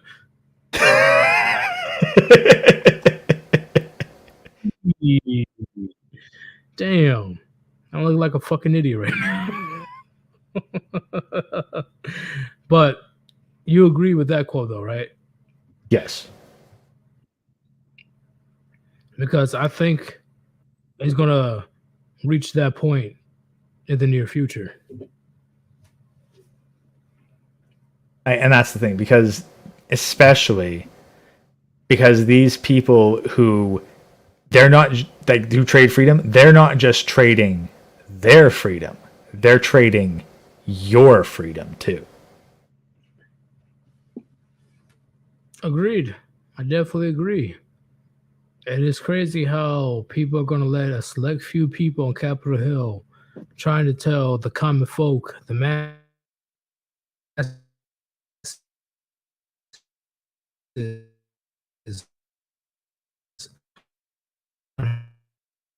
how to live their lives. It's one thing when it comes to the lob, don't common sense, but get to the point where, hey, you know, if you don't do this, if you don't do that, we'll take resources from you. Yeah. And that's where like the whole consent of the people must still be enforced, because you need the majority of the population to be okay with this resource extraction program. Because if too many refuse, then the system collapses. Hey, do I sound good right now? Do I sound good? Hey, you've been hitting like random patches of lag. Not really sure why. Man, I paid for the best possible goddamn internet for this bullshit. What the Honestly, fuck? I'm really thinking it's a StreamYard's issue, because I've never encountered anything like this working entirely through Discord. Do I have to leave and come back? Like, No, oh, I've been no. that. If I was constantly robotic, then you'd need to cycle it. But personally, I really think that StreamYards has just been shitting the bed lately. Damn, the dude said, hey, you've been lagging. You've been lagging. Why didn't you say anything? You Because it got me kind of to start. interrupts the flow with it interrupts the flow of the conversation whenever a tech error is pointed out. She, but Channel 1800, thank you for the generous New Zealand dollars. I greatly appreciate it. Angler MGTOW's young son did a drawing of product. Where's that drawing? I want to see Yeah, it. got to get that in the fan art section, people. Oh shit. But last show of the day, if you want to support your boy Sir Yeetus and the Warband, the two best links to donate is on top of the chat. Cash App and PayPal. That is the best possible way to donate because the money goes directly to me. But you can also do super chat or super thanks. If you cannot donate, it's all good. I really don't give a shit because once again, the money is strictly for the art. Just stay here and continue to listen to our fucking nonsense because I believe our nonsense can drop a shit ton of gems upon you. Ain't that right, Gray? Yeah, like that's more or less why we're here. Like, we're here to try to talk about issues that we think are relevant, and at the same time engage as much as we can with chat in order to find out like their thoughts on the matter and also any questions they have, so that we can avoid the mistake of not listening and actually give relevant advice. Agreed. I'm gonna be back in 1 minute, but somebody has something to say. He says, Great Ghost, Magneto was right. Yes, Mao Yumisu. Hmm. Well, okay, yes. Oh, it's a reference to like the Mutant Society. Magneto was right, but I'd also counter with Senator Kelly was right. Like Magneto very much made the case that yeah, the mutants are stronger and more powerful than humans. And they like in a human society, they're a threat with human limitations, and if humans don't understand what they're up against, then they're vulnerable.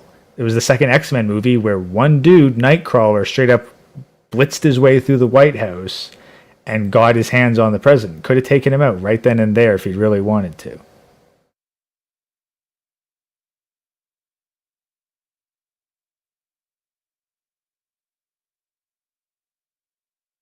So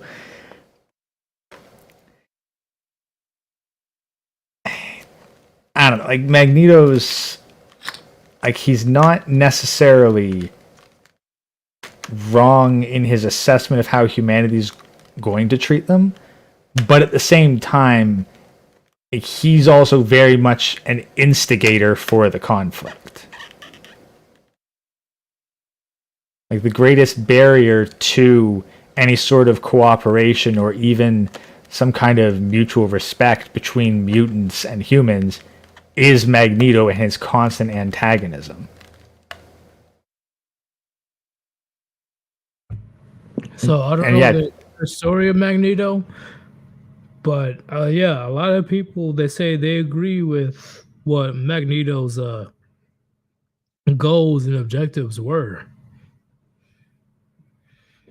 Well, okay, honestly, I find it kind of questionable exactly what Magneto's goals and objectives were. Like, I'll admit, I wasn't really super into X-Men, more of a casual fan, but the few narratives that I did follow, Magneto really didn't really delve into what his ultimate goal was. Like, if he just wanted a corner of the planet to fuck off to and like be its own mutant society, like Wakanda style, I think that he absolutely could have had that with no real problems. Was he also trying to take revenge? Let me know. Yeah, chat. but Let me know, chat. like that's the thing. Magneto's motives were always kind of ambiguous. You gotta think about the first live-action X-Men movie. His overall objective there was to convert the world leaders to mutants using his specific technology. But he didn't even see the end result that it makes them into a mutant temporarily, but then their cells destabilize and they literally liquefy. So, do you think that his overall goal was to save all the mutants, or was it also? No, honestly, I think that he was just. I honestly think that he was really just bitter due to his trauma as a child, and he was using mutant liberation as an excuse to kill a shit ton of humans. So that's what I'm saying. Do you believe that he's just trying to save? Depends on the writers. Like, keep in mind, he's been around for. I agree, but what I'm saying is, do you believe that he's just trying to save all the mutants, or No. is he just also trying to take revenge or just take over? No, honestly, yeah, I think that like he was just bitter and angry because when he was told straight up that his invention to convert people into mutants just kills people, he didn't stop.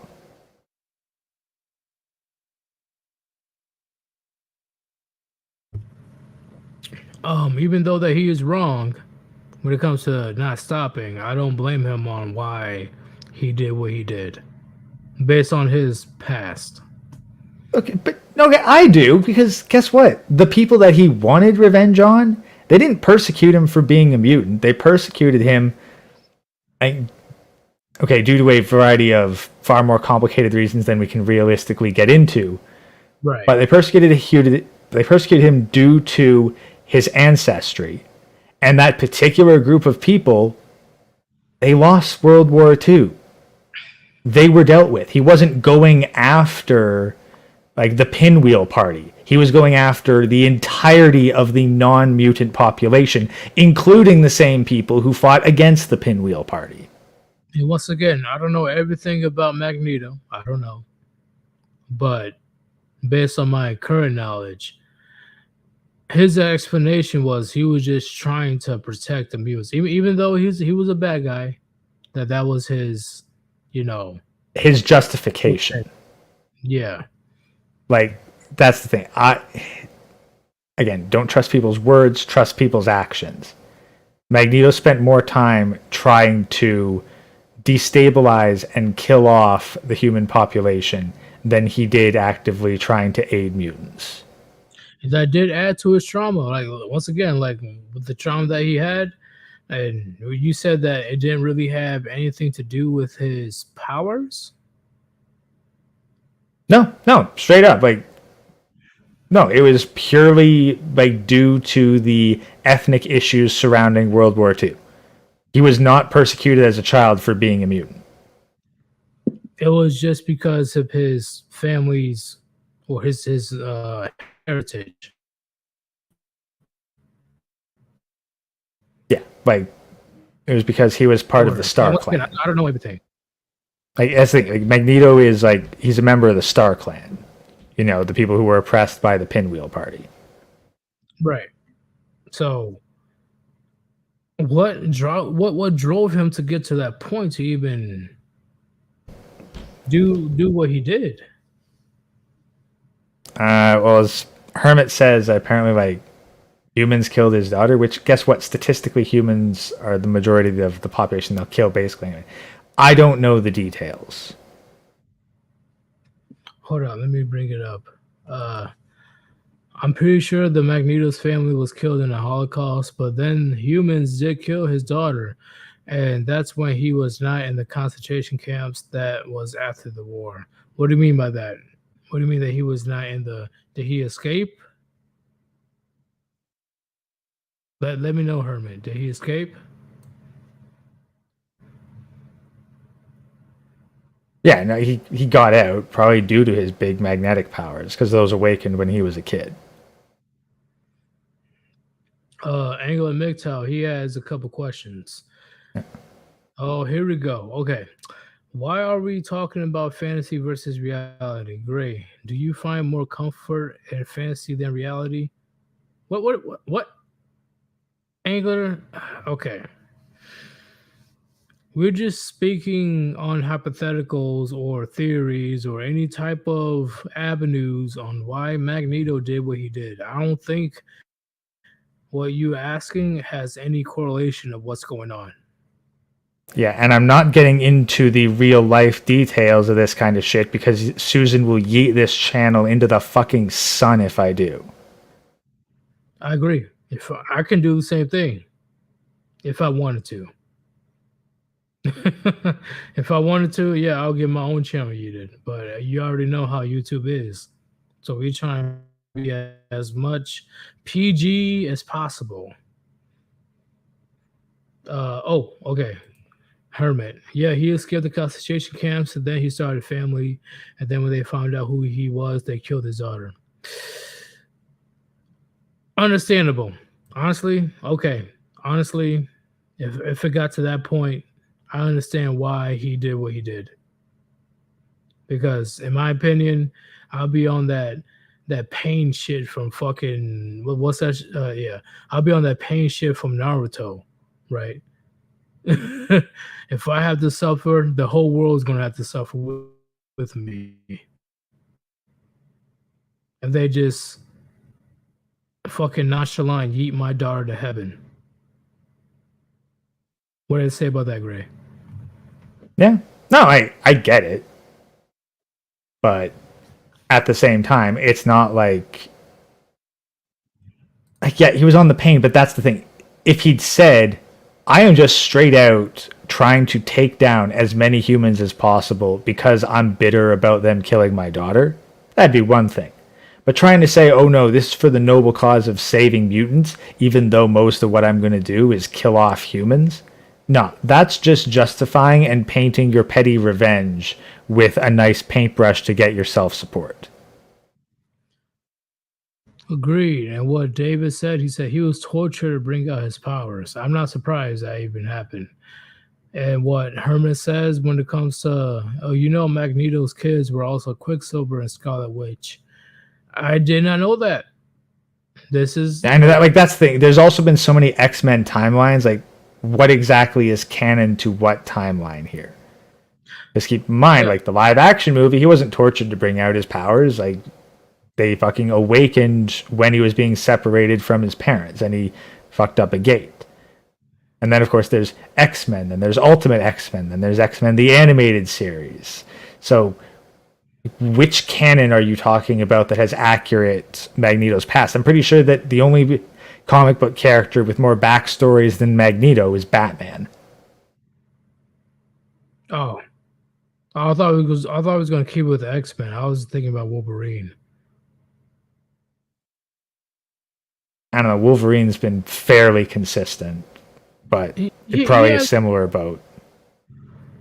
Oh, you talk about the amount of backstories, then okay. Like the amount of rewriting of the backstories. I'm pretty sure that Magneto has a shit ton of them.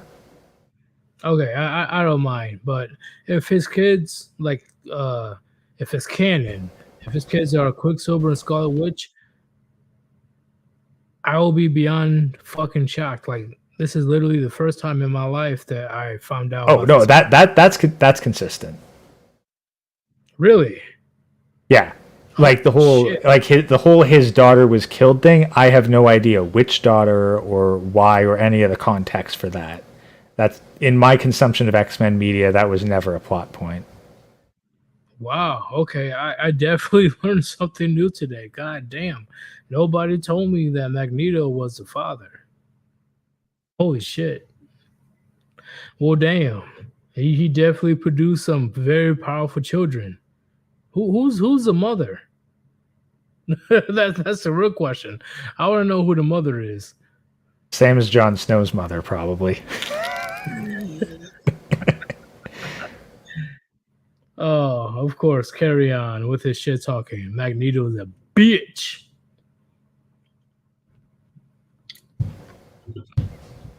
No, he can literally pull the iron out of your goddamn body and then you'll be dead. Only if there's a high enough concentration, apparently. What?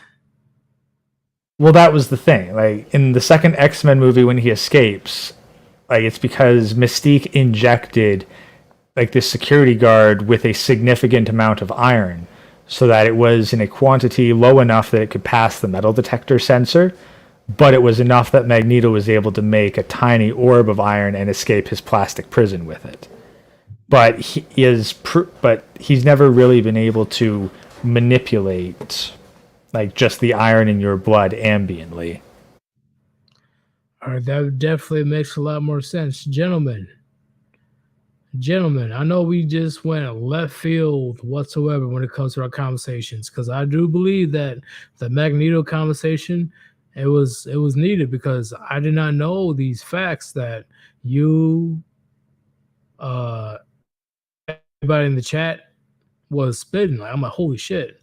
I didn't know Magneto was the father of Quicksilver and Scarlet Witch. Holy shit. How the fuck they even father Scarlet Witch?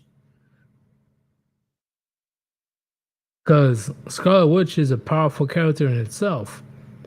Who did he fuck?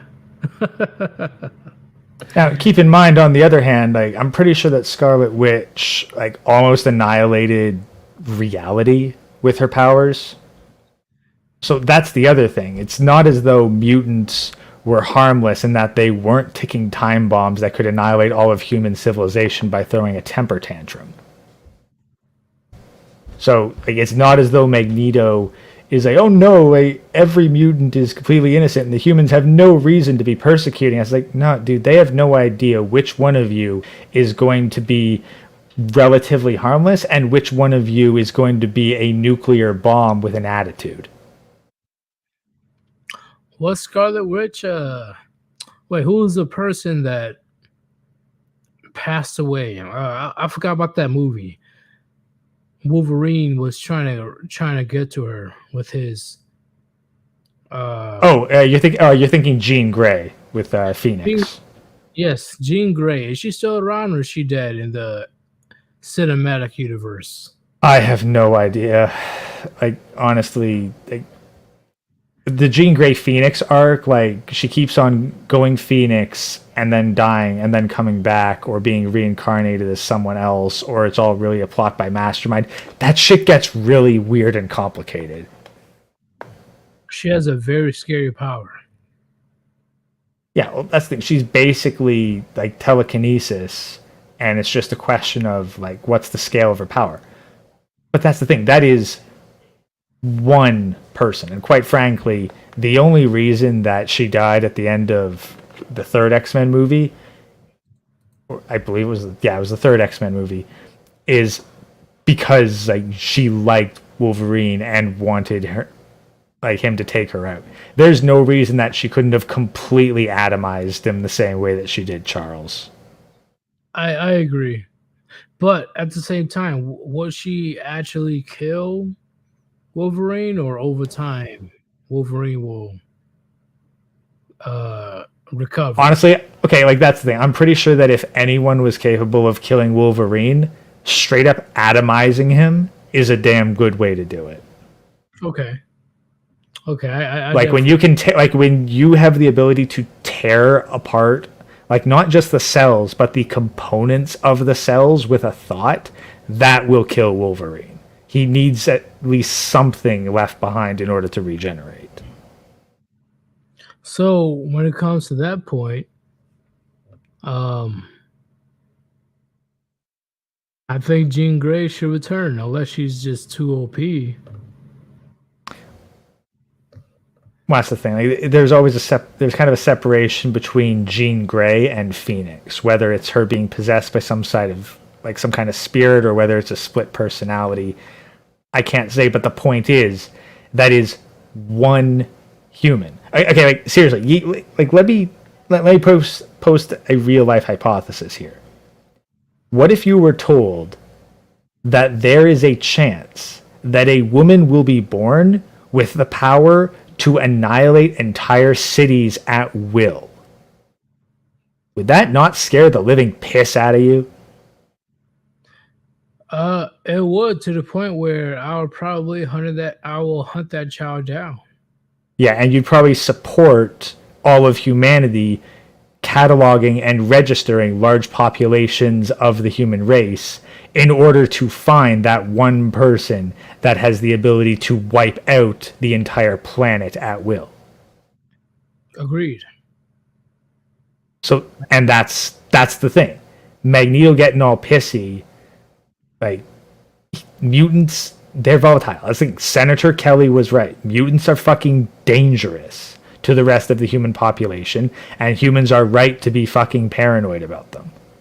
So, based on that, do you say that the mutants should live in their own secluded area, or should they be wiped out?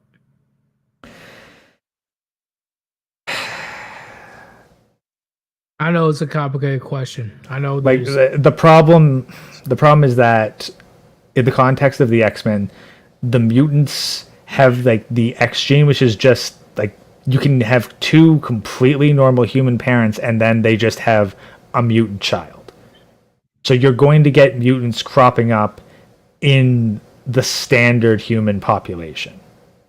You can't, like, even if you eliminated every single existing mutant, you'd have to continually systematically purge them. I think that some kind of isolation, kind of like Xavier's School for the Gifted, but, you know, on a more country level scale, would be appropriate. So my question is, we're going to get back to this point because once again, we made this stream months ago. When it comes to Iron Man versus Captain America, I assume that you are on the side of Iron Man when it comes to the Civil War movie, because Iron Man, he deems that the superheroes needs to be under some type of authority. At the very least, I'd agree that superheroes need some accountability. So not authority. Like if you can't keep if you can't keep them in check, because let's be honest, like a fucking authority giving orders to metahumans and superheroes, like that is not going to last. Right. Like you can't just say, "Oh, hey, you obey the government because like it's the right thing to do." No, like they have to be held accountable. I think that the kind of anti-mutant thing that they found in the third X-Men movie, that was probably the best way to actually hold them accountable, because it gave humans the actual ability to fight back against the mutants in a way that nullified the mutants' special abilities. So what about Captain America, where he says that, hey, the people in authority, they have agendas, and the agendas can either be good or bad. How will That's the thing. That's why I'm not saying put them under authority. I'm saying they need to be held accountable. So what you mean by held accountable is, let's say that they're beating up a bad guy, they're beating up the villain, like throwing a 3-piece with a biscuit, right? Like just fucking the bad guy up, but in the process they destroyed a few buildings and possibly killed a few civilians. That's what you mean when it comes to being held accountable? Yeah, like you can't just let them run loose and accept fucking casualties. I'm thinking, I kind of from the cyberpunk universe, there's what's known as the Cyber Psycho Squad, which is a highly elite task force that when you run into a whole bunch of juiced up, cybered up, basically superhumans with a shit ton of volatile tech in them, you're like, okay, you know what? We're turning loose the fucking wild dogs on these guys, because this is far beyond what regular law enforcement can deal with. Essentially, you'd need like a metahuman SWAT team to counteract them. Rebnar Sadi, is that your name is? Yeetus is subscribed to Team America. Goddamn right, I'm Team Captain America. Especially the experience that I had to deal with being under somebody's authority. And it turns out that the people in authority has a very sinister objective, and there's nothing you can do about it because you have no choice but to follow or get in trouble. I'm definitely Team Captain America, right? And once again, you can't compare real life into comics. It's very similar. I'm not saying that it's not similar. It's very similar. But at the end of the day, right, we're talking about like superhumans. You're talking about like people with powers. Like essentially, if there were actual superhumans in the modern world, what would end up happening is different countries would seek out to acquire the most powerful metahumans they could get their hands on and keep them as military assets. And they'd essentially become the new nukes.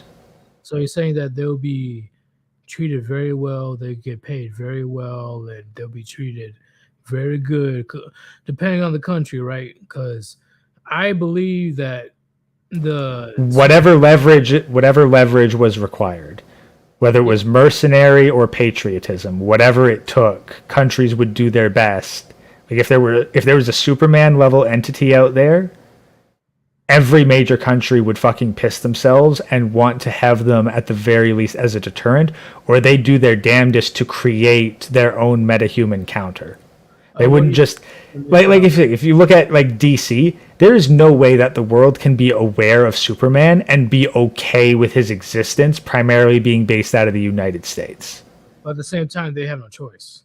And I agree with you saying. I'm not saying that you're wrong, but what the fuck are they going to do to Superman, right? Angela MGTOW, that's not realistic. What do you mean? They'd start stockpiling fucking kryptonite. That's what they'd be doing. Especially the pink one, right? Especially the pink one. We don't talk about the pink one. We don't talk. Oh, you watch his channel, huh? Yeah, I caught that one. Oh, he's one of my favorite channels these days. What's his name? Was it Solid or Soldier? I forgot what his name was. Solid JJ, I forgot what it's called. Phenomenal fucking content. I love it, especially with the Injustice League. I was fucking crying for at least 30 minutes. That was an amazing content. When it comes to me being on the side of Captain America, what I'm saying is, why will we delegate what we can or cannot do to a group of people?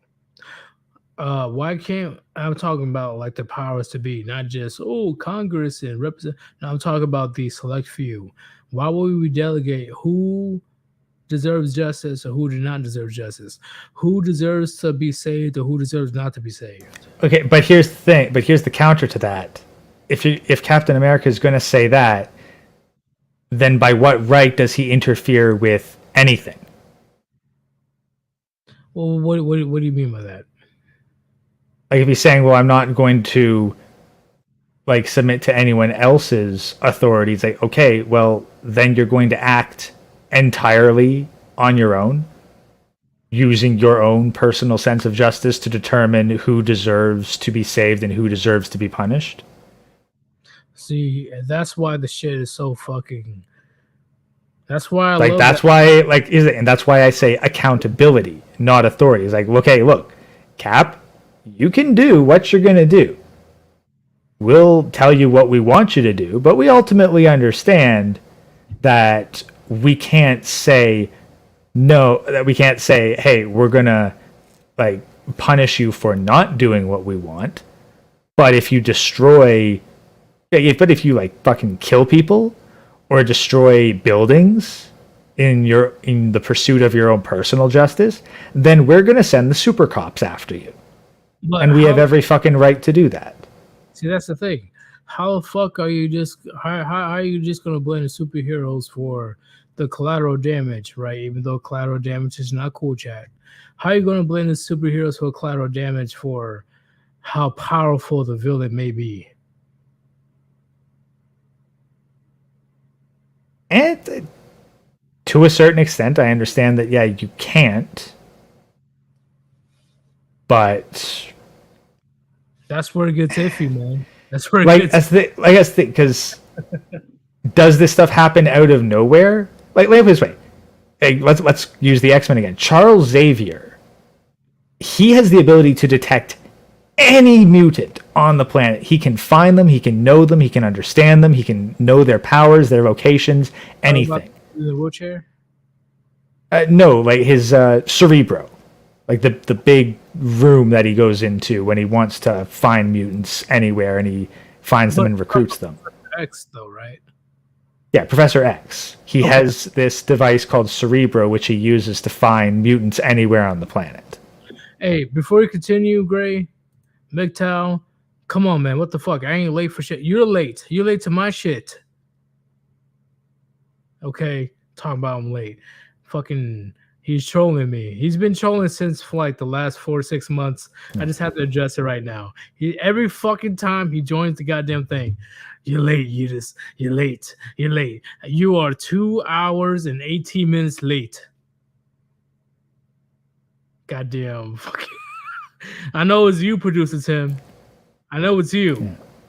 But That's great. So here's the thing. So you have Professor X with Cerebro. He can find any mutant on the planet. If he does not share information with the world leaders that, hey, there's a mutant that can fucking explode and take out multiple city blocks currently walking around New York City. Like, then if that dude blows up, is Professor X not at least partially responsible? Gray area at the very least. Can you repeat the question one time? If there's a mutant that can detonate and take out multiple city blocks walking around New York, and Charles Xavier is aware of it due to his super psychic enhancer, if he does not tell anyone with the ability to stop that, any authority, and that mutant goes kaboom in a battle, like, sure, maybe he's not directly responsible for the casualties, but he also could have given intel that could have led to an evac order, which could have reduced the body count. And by not doing so, is he not at least somewhat responsible?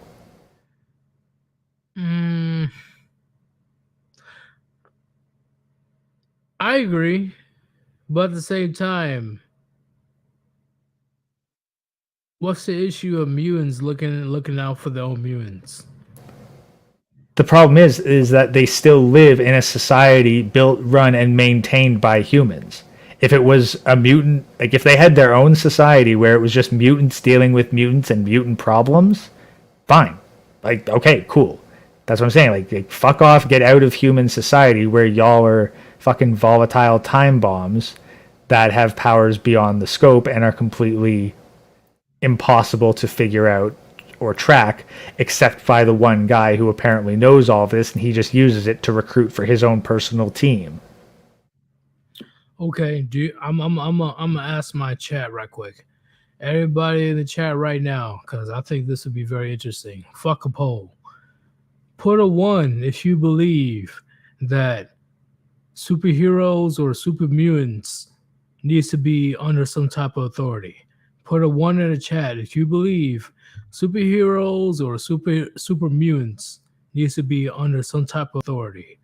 Put a 2 if you believe that superheroes or super mutants, they are the ones that decide what needs to be done to help people around the world with no restrictions. Yeah. Now, and to address Jariah's question here, so let's see where exactly. Having government authority oversight mutants is a terrible idea. Government oversight is never going to be proper oversight. I agree.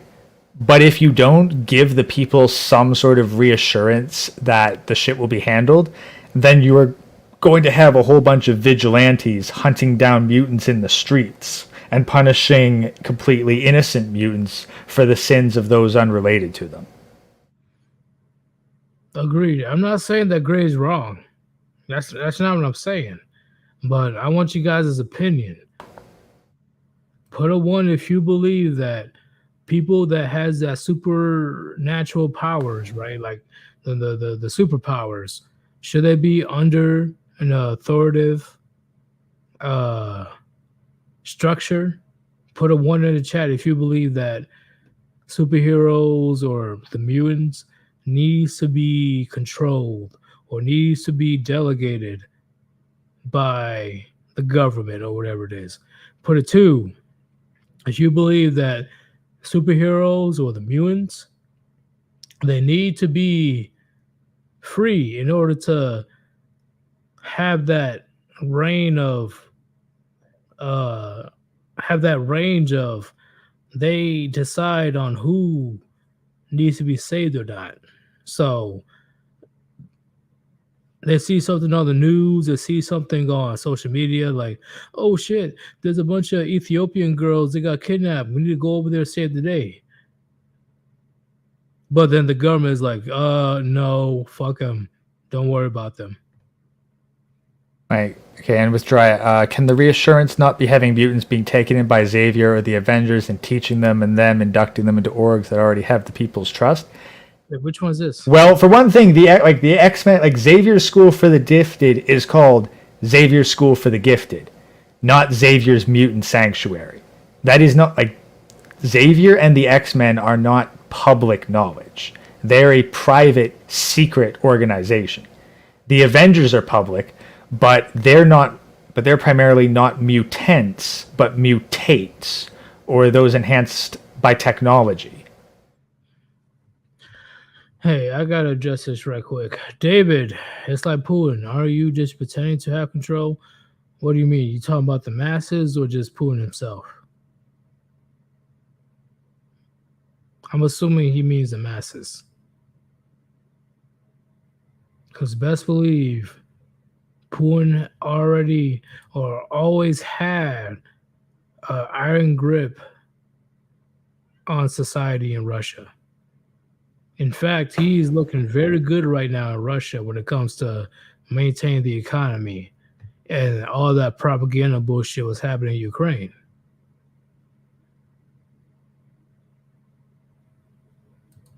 Monkey, there should be some sort of mutual benefit without Beta Superman lasering other kids in the school because Tatiana rejected. Wait, Monkey, what the fuck is this? What is this? Gray, what is this? What is this? What do you... I think what he might be getting at is there needs to be some reason for for people to accept a hands-off approach to humans, because there are going to be... Okay, if you think Beta Superman lasering other kids, like that was actually one of the potential origins for Scott Summers. Like he got rejected at a dance, and the emotional impact of it caused his laser eyes to activate. And keep in mind, that guy can blast holes through a mountain just by looking at it. Okay, the first thing he did, according to the novel of the first movie, was he blasted a hole by accident from the boys to the girls' bathroom. If someone takes a direct hit from it, they are goo. I completely agree. I agree.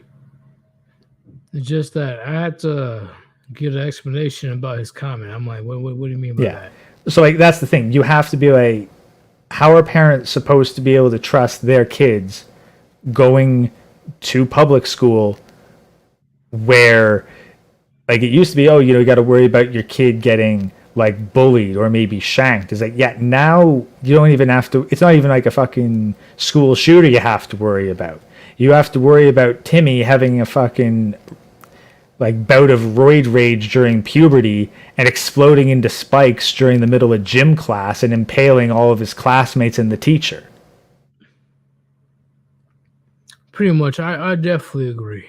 But gentlemen, gentlemen, everybody right now, do you want to have a Q&A live stream later on tonight? Put a 1 in the chat if you want to have a Q&A live stream. Because I didn't really get enough questions. I'm going to put up a new poll. I'm going to see if I can get any questions that I'm able to answer to the best of my ability. Put a 1 in the chat if you want a Q&A live stream. It won't be late at night. It'll probably around 8 or 9 o'clock. And that'll be like around 9 or 10 the gray side. And Gray, what did you say about the Q&A? You said that you wanted to see if you can get questions for yourself as well. We can, but honestly, like I got a whole bunch of other projects I need to jump into. Like I can't be spending the entirety of the weekend doing live streams. Like I got to get Flappy Frog done at the very least. I've got to at least try to make progress on that. If you can't join tonight, it's no big deal. No big deal whatsoever. But if you want to answer this question, especially about your perspective about what's going on right now with the Manosphere, Red Pill, current events, or blah, blah, blah, it'll be a perfect opportunity if you stop by. Yeah, like at the very least, I'll attend, but I'll be muted for most of it. So unless there's a direct question to me, then I'll probably largely stay out of it so I can focus on like trying to get these other projects done. Because I can see that Angler's got a bunch of questions for me as usual. Okay. And before we start winding down, gentlemen, if you want to support your boy, Sir Yeetus of the Warband, the 2 links on top of the chat are the best possible way to donate, because Cash App and PayPal, if you donate there, I'll be able to get the money directly, but you can also do Super Chat or Super Thanks. If you cannot donate, it's all good. I don't give a shit. You guys have been here the entire time listening to our ramblings. And I don't give a fuck about my like button, right? When it comes to my likes, if you think that my shit's good, throw in that like. If you don't do it. The more honest you guys are, the more I can try my best to improve when it comes to my content. If you guys get what I'm saying. So, what's the summary, Gray, when it comes to today's topic? Effectively, society right now is currently in a massive experimental phase, trying to figure out how it's going to move forward with all of the new advancements in technology. And the result is all of these new social dynamics, not all of which are naturally occurring either. And it's not that society is evolving or devolving. It is currently in a mutation stage, and we're going to find out what aspects of it carry on into future generations, or whether this society just straight up goes extinct because it's a non-beneficial mutation. I completely agree with what you're saying. Right now, in today's world, gentlemen, because you live in the same world as I do, the shit that's going on right now is the very first thing that humans ever had to deal with since the dawn of time. Okay, we are the first when it comes to social media. We are the first when it comes to virtual reality. We are the first when it comes to dating apps. We are definitely the first when it comes to all this goddamn technology, especially with military as well. We are the first. You honestly think that we truly know what we're doing? I can say majority of us, no, we don't know what the fuck we're doing. We don't know if social media or dating apps are good or bad. We don't. We are too fresh right now when it comes to if technology like this, especially when it comes to creating YouTube videos or animations or blah blah blah. We are too young to see where this will go within 25 to 50 years. Right? Television lasts. Right, Gray? Television lasts. I don't. Television last? I don't know. Lasts. Television lasts? Television, when it was brought out within the 1950s, is still here today. Yeah, it's on its way out though. The broadcast media, like the television screen, has lasted, but the television broadcast formula is steadily dying. But come on, Gray, you know what I'm talking about. Television that was introduced back in the 1940s or 50s is still around today, and it's constantly improving because according to society, it works. It works. So when it comes to the social media, when it comes to dating apps, when it comes to just your social media in general and all this other nonsense, we are advancing so much that a lot of us, including myself, it's very difficult for us to keep up. Whether you pay attention to it or not, it is very difficult for us to keep up. And I believe that it's going to get worse when it comes to the advancement of technology, right? If nukes don't start flying, technology will start advancing even faster.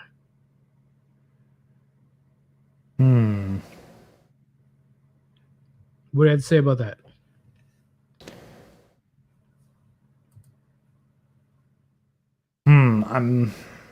I can't really go into the exact details, but technology, it's hitting kind of an optimized point, like due to resource limitations. Like it's not like technology is not going to infinitely improve at the same rate. You're going to hit a point of processor speeds where you just can't compress it anymore because there's not the space to do it. Materials can only improve so far, and then of course the delicacy of it too. Like, are you going to try to create microchips on the atomic level? The manufacturing process is not going to be very simple either. And VR would have to get insanely cheap, and a computer powerful enough to handle it become incredibly prominent and commonplace. You'd need effectively to be like the power to control a VR headset and power it in technology as accessible as a smartphone. And then of course the VR interface itself is another matter, because like there's a big difference between looking at a screen in your hand or on a desk in front of you and putting it all like over top of your head. Like the helmet gets in the way. Even Google Glass like was not very successful in that regard, and it tried to do like kind of the screen on top of your eye, give you a HUD deal. Hey, it looked cool years ago. Until you actually wore one, went in public, and realized you looked like a dork with a camera on your face. Well, shit, I wish I had the money. So, yeah, I don't know about like infinite exponential growth. Like, let's be honest, the current smartphones of today are not terribly different from early iPhones.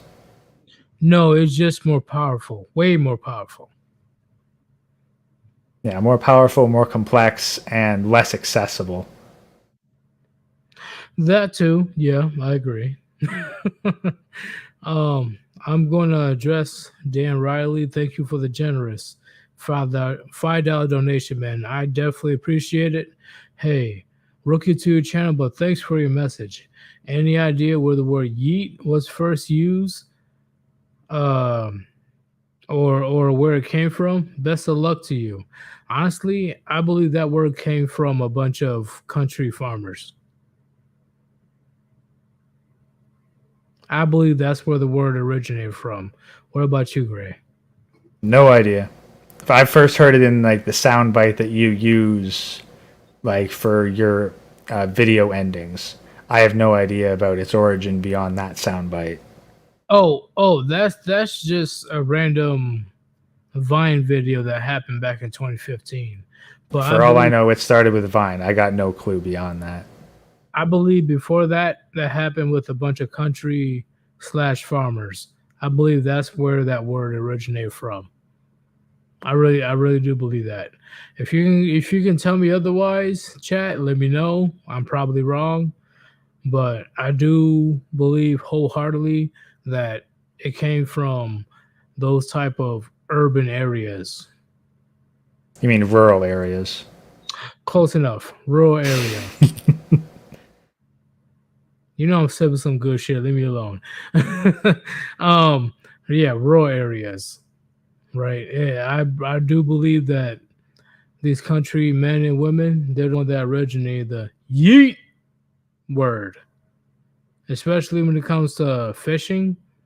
I see a lot of that phrase being used while fishing for catfish or whatever type of fish they're trying to get. So, but Gray, you already did your summary on the live stream today? Yep. Okay. I'm pretty sure I did mine as well.